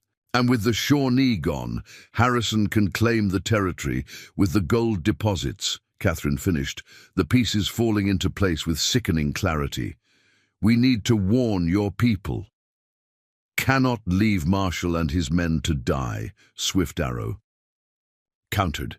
Need their witness to Harrison's treachery. Settlers will not believe Shawnee alone. Catherine recognized the impossible choice before them, save the captives or warn the village. Either decision left innocents in danger. What if we split up? She suggested. I could free the marshal while you warn your people. Swift Arrow shook his head. Too dangerous alone. Hampton men would capture you again. Catherine considered their limited options. What if we free the marshal first, then all of us go to warn the village? With William's testimony, we might convince some of the settlers to help defend the Shawnee. After careful deliberation, they agreed on Catherine's plan. They would wait until the camp was at its quietest, typically the hours after midnight, when even the most dedicated revelers had succumbed to exhaustion or alcohol. As they waited, Catherine used the time to prepare. She tore strips from her petticoat to serve as bandages for Lawson's wound. Swift Arrow fashioned 3 additional arrows with specially designed heads, broad cutting edges designed to sever rope or chain links when struck with sufficient force. Like the arrow that freed me, Catherine observed, watching his skilled hands work in the dim light. Freedom arrows, he confirmed. Sharp enough to cut iron if shot true. Catherine marveled at the precision such a shot would require, hitting a chain link or rope without striking the prisoner it bound. You truly are remarkable with that bow. Swift Arrow continued his work, but Catherine caught the slight nod of acknowledgement. Pride in one's skills wasn't a sin in Shawnee culture, as it sometimes seemed to be in the Christian teachings she'd grown up with. My grandfather began teaching when I could first hold a bow, he explained, testing the edge of an arrowhead with his thumb. Said some children born with a gift for certain weapons. My hands knew the bow before they knew other tools. As midnight approached, they observed the changing of the guards around the prisoner cabin. The fresh sentries looked less attentive than their predecessors, one frequently drinking from a flask, while the other struggled to keep his eyes open. Soon, Swift Arrow decided, when the moon passes behind the mountain. Catherine nodded mentally. Reviewing their plan, Swift Arrow would eliminate the guards silently if possible. They would free the captives, arm them with whatever weapons they could secure, and escape via the game trail that led northeast, the opposite direction from Hampton's expected attack route. The minutes stretched endlessly as they waited for the precise moment. Catherine found herself studying Swift Arrow's profile in the darkness, the strong lines of his face reflecting generations of his people's connection to this land. She wondered what he saw when he looked at her. A settler, an ally, or something else entirely. Finally, the moon slipped behind the mountain ridge, casting the valley into a deeper shadow. Swift Arrow rose silently, checking his weapons one final time. Catherine stood beside him, drawing strength from his quiet confidence.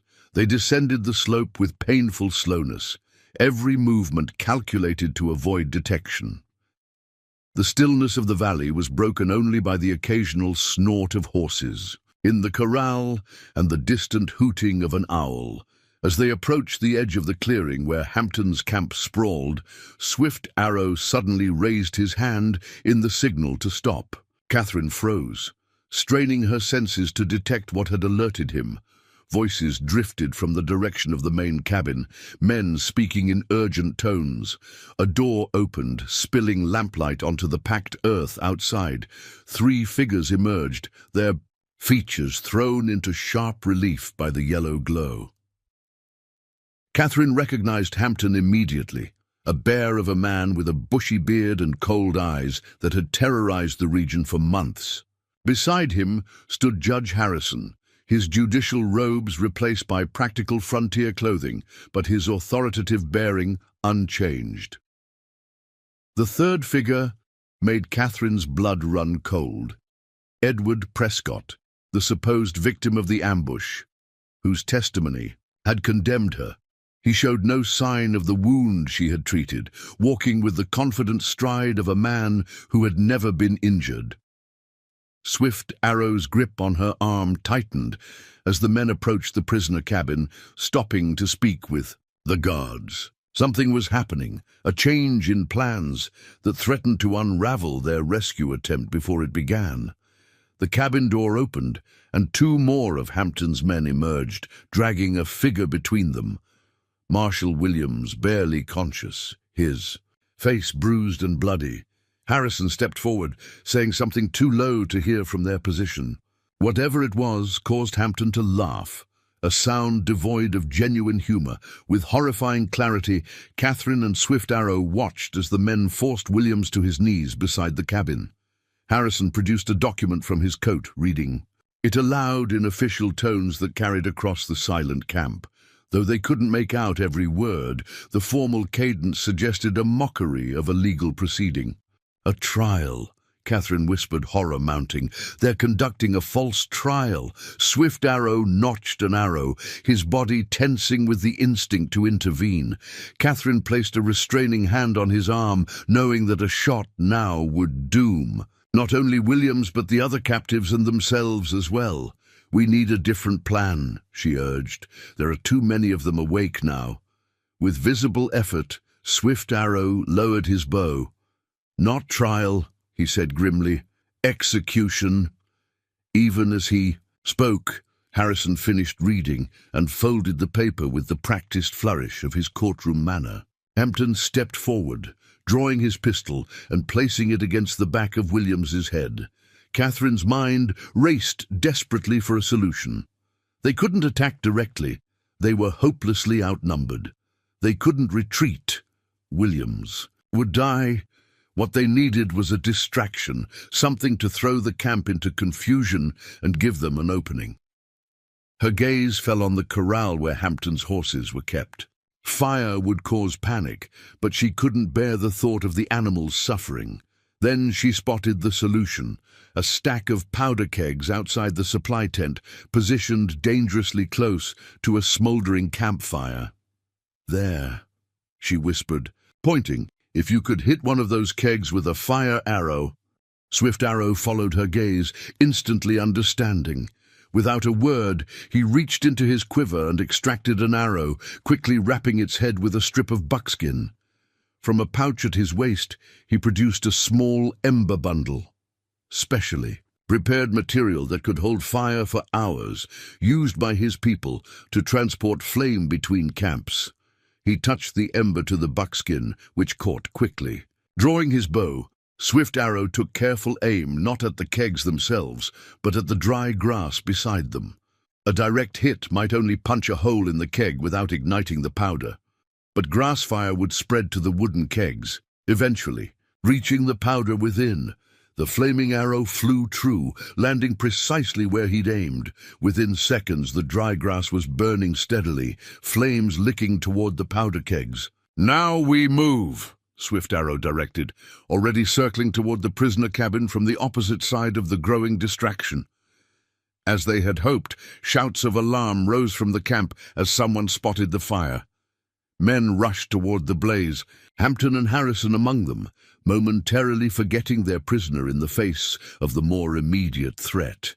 The guards hesitated, torn between their duty to watch Williams and the urge to help contain what could become a catastrophic explosion. Their indecision gave Swift Arrow the opening he needed.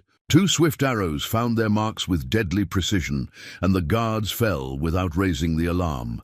Catherine and Swift Arrow rushed forward as Williams struggled to his feet, disoriented but alive.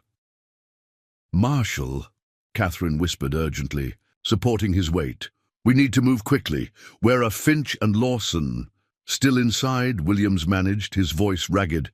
"Chained to the wall." Swift Arrow moved immediately to the cabin door, finding it barred from the outside. He lifted the heavy wooden beam and eased the door open, bow ready. Inside, the remaining deputies were indeed chained to iron rings set into the log walls. Finch looked up in shock as Swift Arrow entered, followed by Catherine supporting the "Marshal, what in God's name?" Finch began. "No time," Catherine cut him off. "We need to free you and get out before—" Her words were interrupted by a tremendous explosion as the fire finally reached the powder kegs. The ground shook beneath them, and shouts of pain and confusion filled the night air. Swift Arrow moved swiftly to the men's chains, examining the locks. "Cannot pick these," he decided. "Stand back." With practiced efficiency, he notched one of his specially designed arrows and fired at point-blank range into the chain link securing Finch. The arrow's reinforced head struck with enough force to snap the weakest link, freeing the deputy's hands. For Lawson, who lay unconscious with a crudely bandaged shoulder wound, Swift Arrow repeated the procedure. Catherine quickly checked the injured man's pulse, finding it weak but steady. "He needs immediate medical attention," she told Williams, who was recovering his strength with each passing moment. "First, we need to get out of here alive," the marshal replied grimly. "Hampton has at least 20 men in this camp." Outside, the chaos continued as men battled the spreading fire. Swift Arrow led them to the rear of the cabin, where they had first made contact through the ventilation gap. "Stream leads to forest," he explained. "Water hides footprints." They moved as quickly as Lawson's condition allowed, Williams and Finch carrying their wounded comrade between them. Catherine brought up the rear, watching for pursuit, while Swift Arrow scouted ahead, ensuring their path remained clear. The cold water of the stream numbed Catherine's feet as they waded upstream, away from the camp and toward the protective darkness of the forest. Behind them, the fire had spread to a second tent, and men shouted contradictory orders as Hampton's disciplined operation devolved into panicked confusion. They had covered perhaps 200 yards when a voice rang out. "Behind them, there, in the stream!" Catherine turned to see Edward Prescott standing on the bank, rifle raised. "Run!" she shouted to the others, dropping to the streambed as Prescott fired. The bullet struck water inches from her position, sending up a spray that momentarily blinded her. Before Prescott could reload, an arrow whistled through the darkness, striking him in the shoulder and spinning him to the ground. Swift Arrow materialized beside Catherine, pulling her to her feet. "More coming," he warned. "Must reach trees." With renewed urgency, they splashed through the stream toward the forest edge. 2 more shots rang out behind them, but the darkness and their moving targets thwarted the shooters' aim. Finally, they reached the tree line, Swift Arrow guiding them onto a nearly invisible path that wound upward through the dense undergrowth. Only when they had climbed well above the valley floor did he call a halt, finding a defensible position behind a fallen log where they could rest momentarily. "They'll organize a search party," Williams predicted. His breathing labored from the exertion. "But they won't find this trail in the dark." Finch lowered Lawson gently to the ground, allowing Catherine to examine his wound more thoroughly. "Will he make it?" the young deputy asked, concern evident in his voice. The bullet passed clean. "Through," Catherine determined after careful inspection. "But infection has set in. He needs medicine I don't have here." Swift Arrow, who had been watching the valley below, turned to join their discussion. "My village has medicine, strong against wound fire." "Your village?" Williams questioned, eyeing the Shawnee warrior with a mixture of gratitude and uncertainty. "You're proposing we seek refuge with the Shawnee?" "Not just refuge," Catherine explained quickly.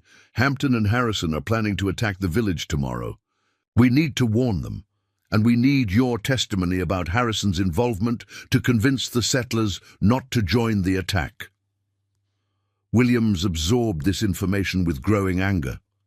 Harrison betrayed everything he swore to uphold: the law, the people's trust. "Yellow metal blinds many men to honor," Swift Arrow observed, "makes them forget the difference between right and wrong." The marshal nodded grimly. "Gold can corrupt even the best of men, and Harrison was far from the best to begin with." They prepared to continue their journey. Catherine found herself standing beside Swift Arrow at the edge of their temporary shelter, looking out over the valley where fires still burned in Hampton's disrupted camp. "Thank you," she said quietly. "Again." Swift Arrow studied her face in the mixed light of stars and distant flames. "Healer women have courage like Shawnee warriors," he replied simply. "Make an arrow fly true to help such spirit." His words carried a respect that transcended their different worlds, an acknowledgement that courage and honor belonged to no single people or tradition. In that moment, Catherine realized their partnership had evolved beyond reluctant allies facing a common enemy. Something deeper now bound them together, a mutual recognition of qualities each valued most highly. Below them, Hampton's men had organized lantern-bearing search parties that spread outward from the camp like ripples in a pond. But the searchers focused on the obvious paths and clear terrain, never thinking to look for the nearly invisible trail that would lead them to a Shawnee village and an alliance that neither side could have imagined days before. As they gathered their strength for the journey ahead, Catherine knew that warning the village was only the beginning. The greater challenge would be convincing 2 mistrustful communities to overcome generations of prejudice and unite against the true enemies of justice and peace. Swift Arrow seemed to read her thoughts. "Difficult path ahead," he observed.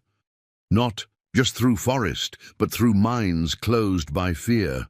"Then we'll have to open them," Catherine replied with quiet determination. "One mind at a time, if necessary." Marshal Williams, overhearing their exchange, joined them at the outlook. "I've upheld the law in this territory for 15 years, he said. "My word still carries weight with most of the settlers. If we can get back to Willow Creek before Harrison returns, we might just have a chance to prevent this from becoming the bloodbath he's planning. Swift Arrow turned to face the eastern horizon, where the faintest lightning suggested dawn was not far off. Then we travel now, he decided, while stars still light our path. Together, the unlikely allies gathered their wounded companion and set off into the darkness, racing against time to prevent a massacre and expose a corruption that threatened to destroy everything each of them held dear. Dawn painted the eastern sky with streaks of gold and crimson as Catherine, Swift Arrow, and the lawman crested the final ridge, separating them from the Shawnee village.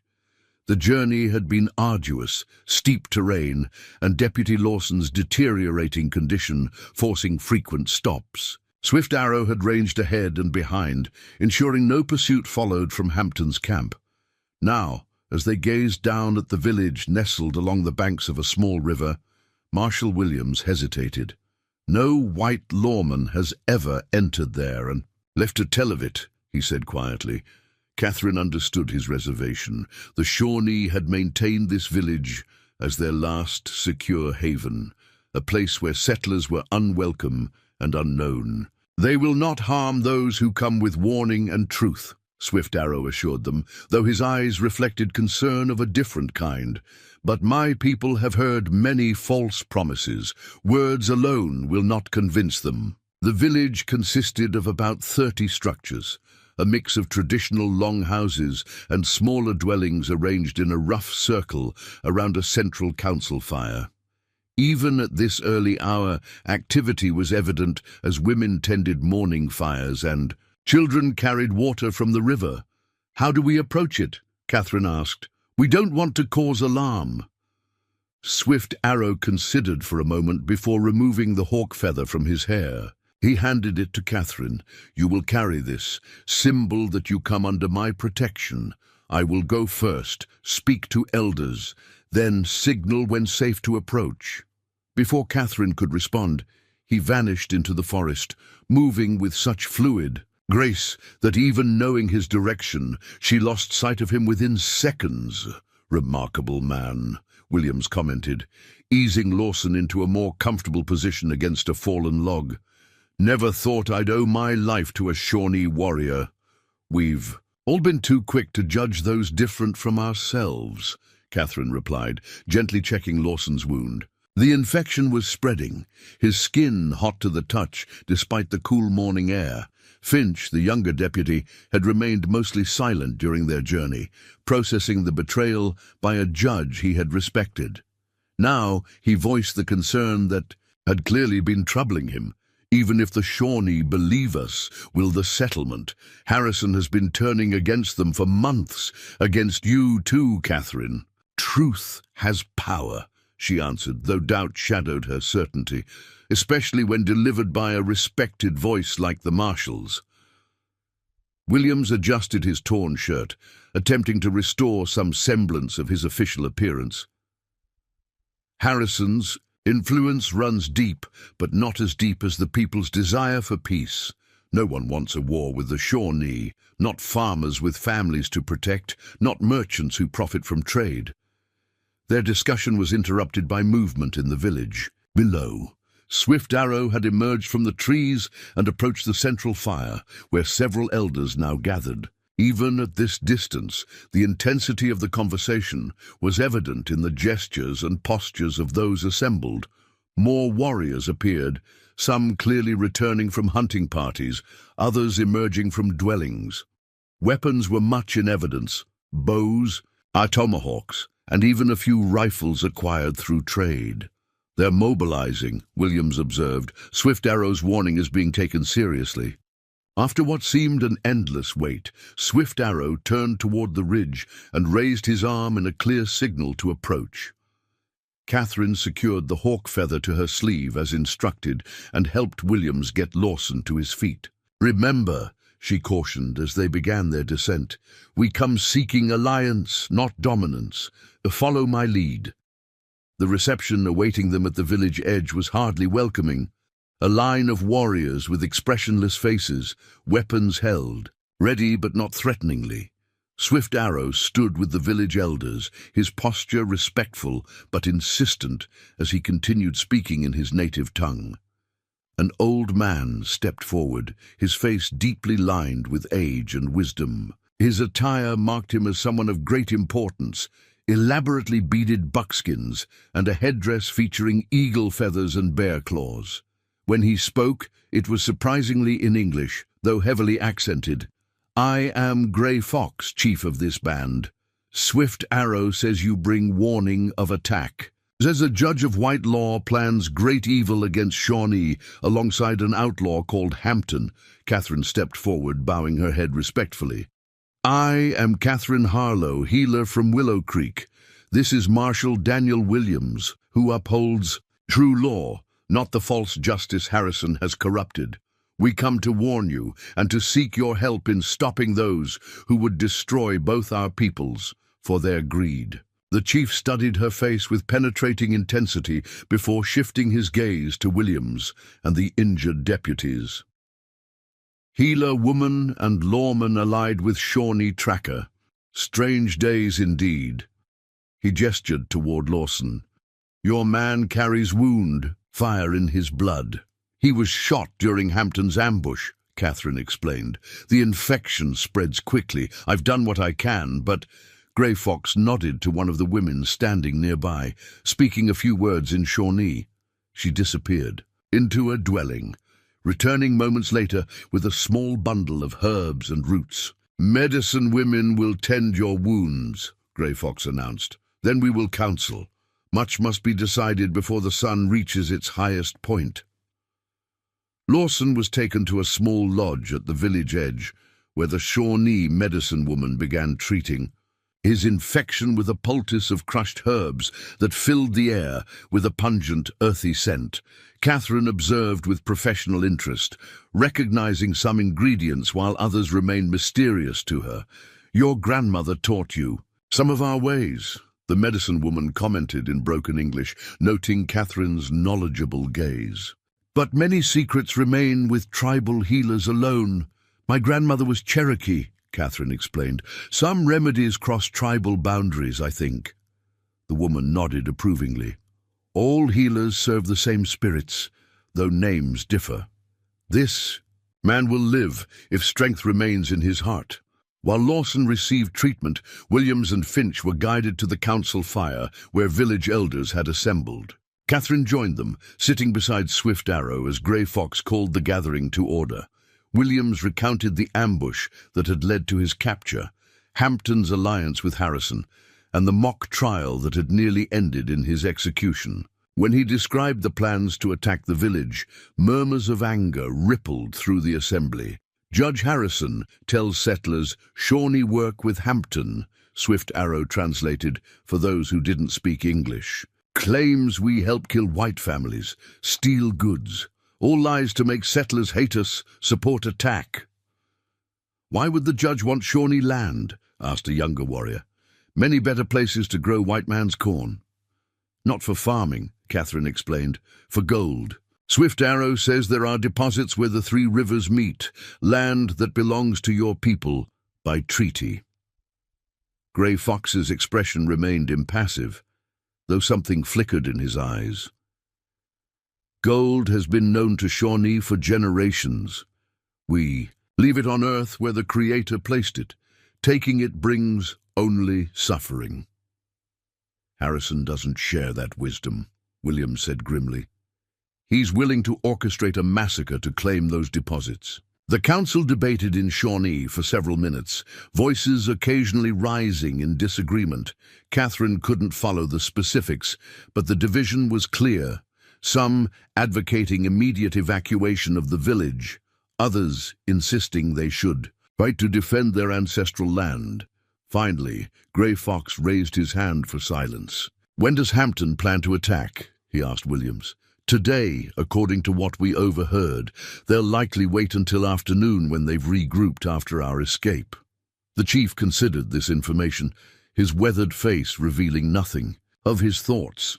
"And what do you propose, Marshal? That we abandon our homes, or that we fight and die defending land that treaties already promise us? Treaties your people ignore when convenient?" The question hung in the air, challenging Williams to offer more than sympathetic words. Catherine held her breath, understanding that everything depended on the Marshal's answer. Williams straightened, meeting the chief's gaze directly. "I propose we stop Harrison and Hampton before they can launch their attack. Not just Shawnee warriors, but together, your braves fighting alongside men from Willow Creek who still believe in justice." Skeptical glances passed among the elders. "Why would settlers fight against their own kind to protect Shawnee?" one asked. "Because Harrison has betrayed everyone," Catherine interjected. "He framed me, a healer born in their community. He conspired with outlaws who have terrorized settler families. He arranged the ambush of a supply wagon carrying medicine children needed.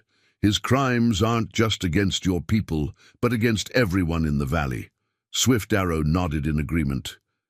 "Many in the settlement have good hearts behind fearful eyes.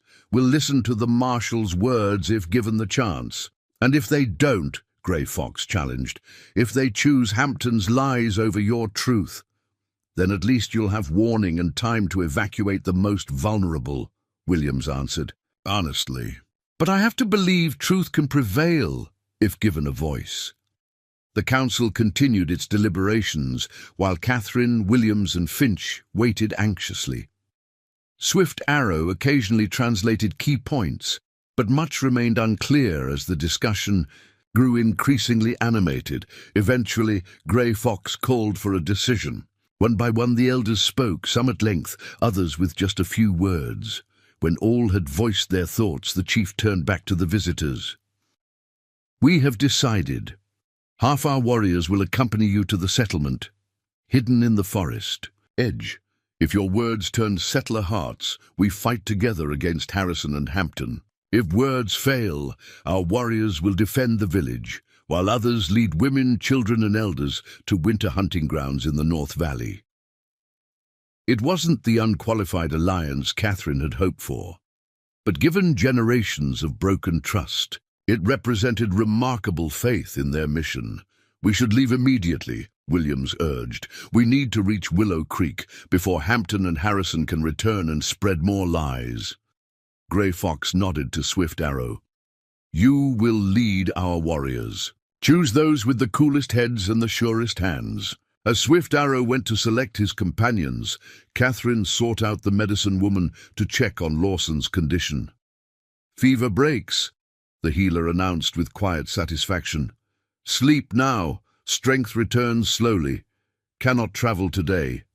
"We can't. Leave him here alone," Finch protested. "He will not be alone," Grey Fox assured them, having followed Catherine. "2 of our elders remain to tend wounded and prepare others for a possible journey north. Your man will be cared for as one of our own." Catherine recognized the gesture of trust this represented, leaving one of their own in Shawnee hands while they returned to rally the settlement. "Thank you," she said simply. "We won't forget this kindness." Preparations moved swiftly after that. Swift Arrow selected 12 warriors, men he vouched for as level-headed and disciplined. They would shadow the group's return to Willow Creek, remaining hidden until called upon. As Catherine prepared to depart, the medicine woman approached, pressing a small leather pouch into her hands. "For healing," she explained, "strong medicine for wounded spirit as well as body." The small gift symbolized something profound, recognition between healers that transcended the boundaries of their different worlds. Catherine tucked it carefully into her pocket, a talisman of the unexpected bridge being built between communities. By mid-morning, their unusual company set out from the village, Catherine, Williams, and Finch openly on the trail, while Swift Arrow and his chosen warriors moved like shadows through the forest parallel to their path. They would reach Willow Creek by early afternoon if they maintained a steady pace. As they walked, Williams outlined their approach. "We'll gather people at the town square, the same place where they bound you to that oak, Catherine. Fitting that it should be where the truth finally comes to light. "And if Harrison's men try to stop us?" Finch asked, the youngest and most anxious of their party. "Deputy Collins has never supported Harrison's methods," Williams replied. "If we can speak with him first, convince him of what we've learned, he may stand with us rather than against us." Catherine's thoughts turned to the townspeople she had known all her life, people who had watched her bound to the hanging tree without protest. Would they listen now? Or had Harrison's poison spread too deeply? Swift Arrow appeared beside them so suddenly that Finch reached reflexively for his missing sidearm. The Shawnee warrior's expression was troubled as he pointed to a thin column of smoke rising above the trees in the direction of Willow Creek. "Fire in settlement," he reported. "Many men are moving on the main trail ahead. Hampton's riders." Williams swore under his breath.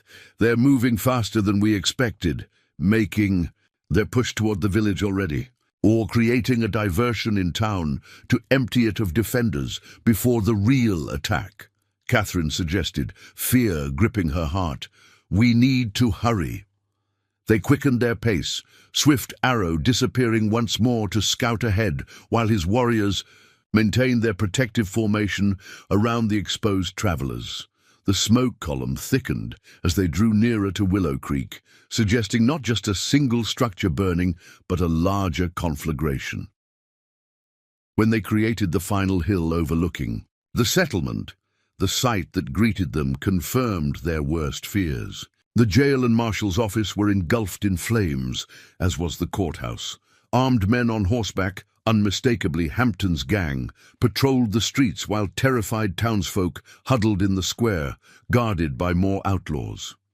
In the center of it all, Judge Harrison stood on a hastily constructed platform beside the Willow Creek oak, addressing the captive audience with grand gestures. Even from this distance his voice carried, speaking of Shawnee savagery and the need for decisive action to secure our future.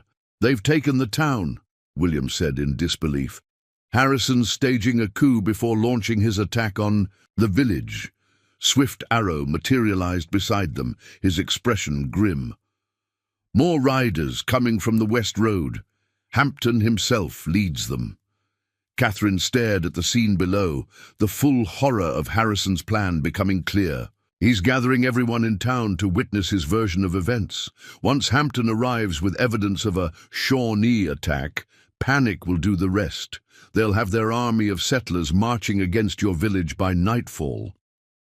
"Not if we expose him first," Williams declared, his hand unconsciously moving to where his gun would normally rest. "How?" Finch demanded. "We're outnumbered, outgunned, and they control the town."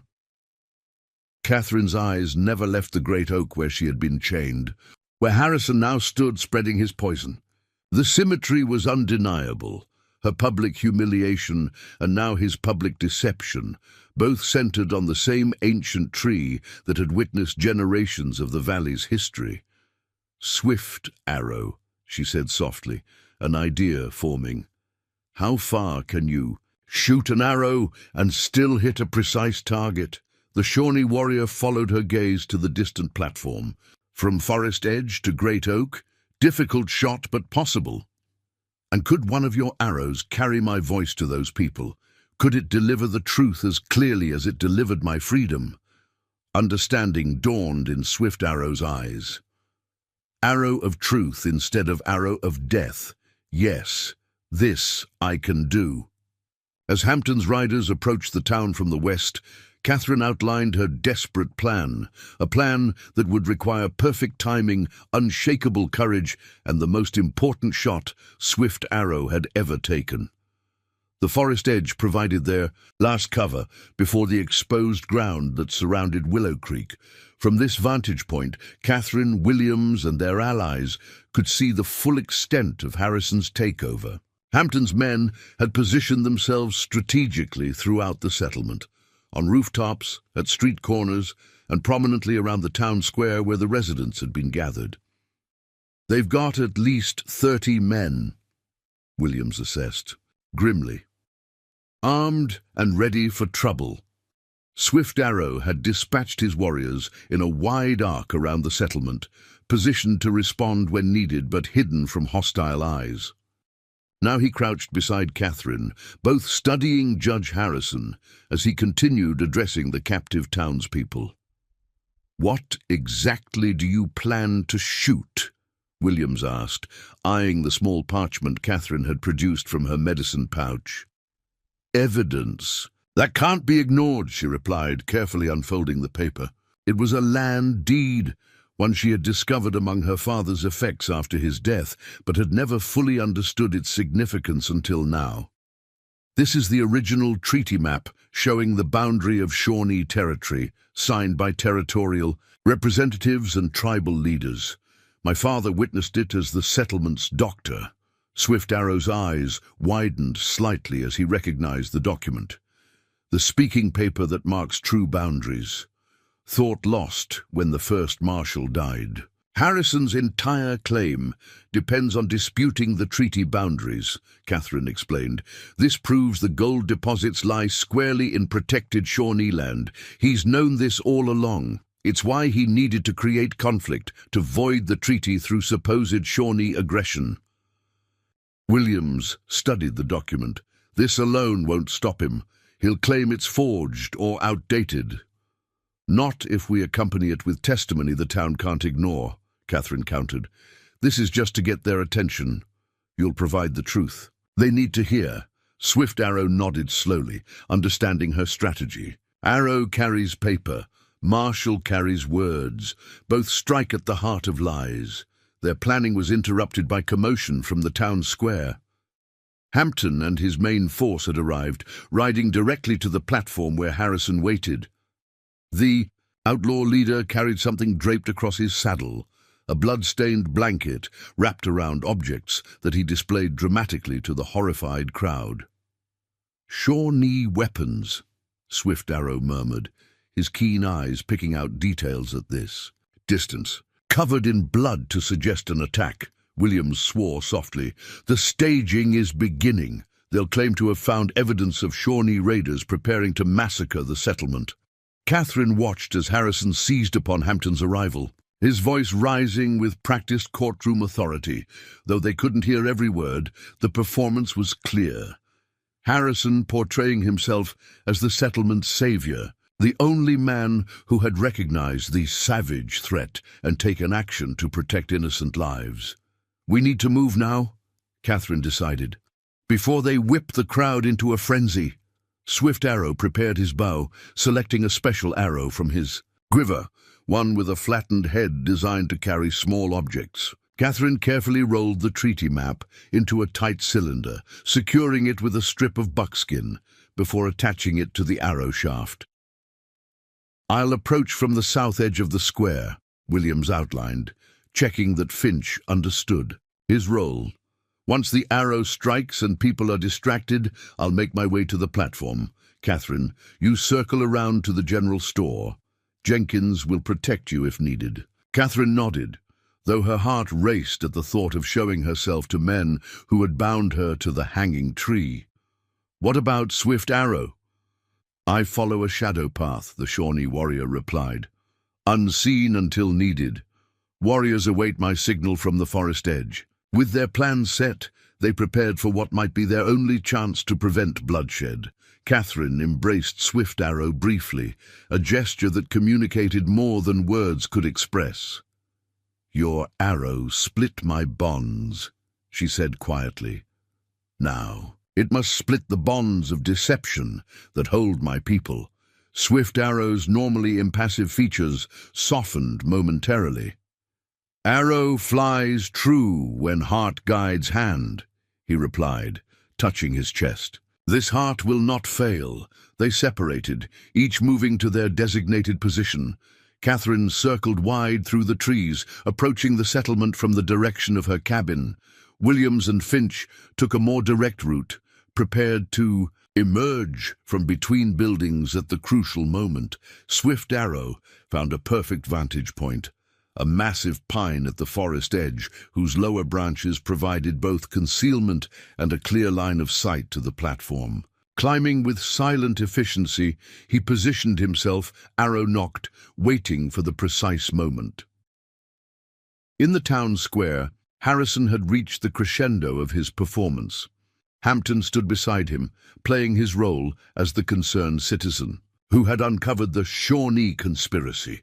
The bloodied weapons lay displayed before the terrified townspeople. "Tonight, we will secure our future," Harrison proclaimed, his voice carrying clearly now to those waiting in the shadows. "Hampton's men will lead us to victory against the savages who have plotted our destruction." A murmur ran through the crowd, not of enthusiasm, but of fear and uncertainty. These were farmers, merchants, and tradespeople, not soldiers eager for battle. Even manipulated by Harrison's lies, they hesitated at the prospect of armed conflict. Catherine had reached her position behind the general store. Through a gap between buildings, she could see Jenkins among the gathered townspeople, his expression troubled as he listened to Harrison's call for violence. Swift Arrow drew his bowstring back with practiced precision, sighting along the shaft, to the platform where Harrison continued his inflammatory speech. The distance was considerable, over 100 yards, but well within his exceptional range. More challenging was the need for absolute precision.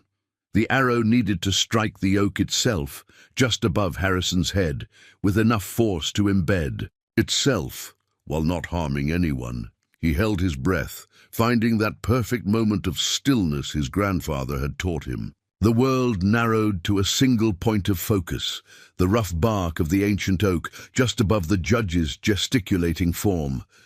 The arrow flew, a blur against the afternoon sky, its carefully balanced weight compensating for the attached document. Those with keen eyes noticed it a split second before impact. A flash of feathered movement ending with a solid thunk as the arrow embedded itself in the oak's trunk directly above Harrison's head. The judge ducked instinctively, momentary panic, replacing his self-assured demeanor. Hampton's men raised their rifles, scanning for the unseen assailant. "Shawnee, attack!" someone shouted, nearly triggering the very panic Harrison had been cultivating. But before chaos could erupt, Williams strode into the square, his authoritative voice cutting through the confusion. "That's enough, Harrison!" The crowd turned as one, astonishment rippling through their ranks at the sight of the marshal they had presumed dead. Battered and disheveled but unmistakably alive, Williams advanced toward the platform with the unwavering confidence that had earned the settlement's trust for 15 years. "Marshal Williams," Jenkins called out, disbelief and hope mingling in his voice. "You're alive!" Harrison recovered quickly, his courtroom instincts taking over. "Williams! Thank God! We feared the worst when you didn't return. The Shawnee ambushed." "Save your lies, Judge," Williams interrupted, continuing his advance, despite the rifles now trained on him. "These good people deserve the truth you've denied them." Hampton made a subtle gesture, and his men began moving to intercept the marshal. But Williams kept walking, his gaze locked on the townspeople rather than the armed outlaws. "The arrow above the judge's head carries proof of his treachery," Williams announced. "A treaty map showing the true boundaries of Shawnee territory. The same map Harrison has tried to destroy because it proves the gold he covets belongs legally to the Shawnee people." Catherine chose this moment to emerge from her hiding place, stepping into view near the edge of the crowd. Gasps and exclamations erupted as the townspeople recognized the woman they had last seen chained to the very oak that now held Swift Arrow's arrow. "Catherine Harlow," she declared, her voice steady despite her racing heart. "Falsely accused by Judge Harrison because I discovered his alliance with Hampton, an alliance formed not to protect you, but to steal Shawnee gold and blame the inevitable bloodshed on innocent people." Harrison's face contorted with fury. "Seize them," he ordered Hampton's men. "They've clearly been corrupted by Shawnee influence. The woman admitted her mixed blood. Now see how she turns against her own kind." Several outlaws moved to obey, But the townspeople's reaction wasn't what Harrison had anticipated. Instead of backing away from Catherine, Jenkins and several others moved to stand beside her. "I've known Catherine Harlow since she was born," Jenkins announced. "Watch her heal our sick, deliver our children, comfort our dying. If she says Harrison is corrupt, I'm inclined to believe her over a circuit judge who arrived with grand promises but delivered only fear." Harrison's carefully constructed narrative was unraveling. He turned to Hampton, desperation replacing calculation. Shoot them all if necessary. We can blame it on the Shawnee." Before Hampton's men could respond, Williams pointed to the arrow embedded in the oak. "Read the document. See the truth with your own eyes before more blood is spilled, Deputy." Collins, who had been stationed near the platform during the entire confrontation, made his decision. He climbed the steps and carefully removed the rolled document from the arrow shaft, opening it for all to see. "It's a treaty map," he confirmed loudly, "with official territorial seals and signatures. The disputed land is clearly marked as Shawnee territory." "A forgery!" Harrison shouted, but the desperation in his voice betrayed him. Hampton assessed the shifting mood of the crowd with a predator's instinct for danger. Unlike Harrison, he had no reputation to protect, no position to maintain. With a subtle signal to his most loyal men, he prepared to cut his losses and flee while confusion reigned. Catherine noticed the outlaw's preparation for escape. "He's going to run!" she called out, pointing to Hampton. "Don't let him escape!" Justice again. Swift Arrow, who had descended from his perch and worked his way closer through the chaos, chose this moment to act. Another arrow flew, this one striking the ground directly in front of Hampton's horse. The animal reared in panic, throwing its rider to the dirt. The sudden appearance of a Shawnee warrior in their midst might have once triggered fear, but the context had shifted dramatically. As Swift Arrow stepped into view, bow lowered but ready, the townspeople looked to Williams and Catherine rather than reaching for weapons. "This is Swift Arrow of the Shawnee," Catherine announced. "The man who freed me from unjust imprisonment, the man who helped rescue Marshal Williams from Hampton's camp where he was about to be executed on Harrison's orders." Harrison, seeing his carefully constructed plan disintegrating, made a desperate final attempt. "The Shawnee are massing for attack. Hampton discovered their war party preparing to strike. These weapons prove it." He gestured wildly to the bloodied items displayed on the platform.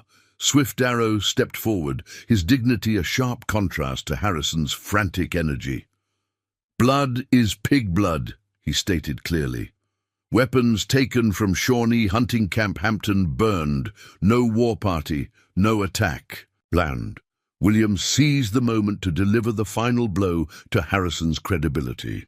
"Judge Ezekiel Harrison has conspired with known outlaws, falsely imprisoned innocent citizens, ordered my execution to prevent the truth from emerging, and planned to incite warfare against the Shawnee, all to claim gold deposits on land protected by legal treaty."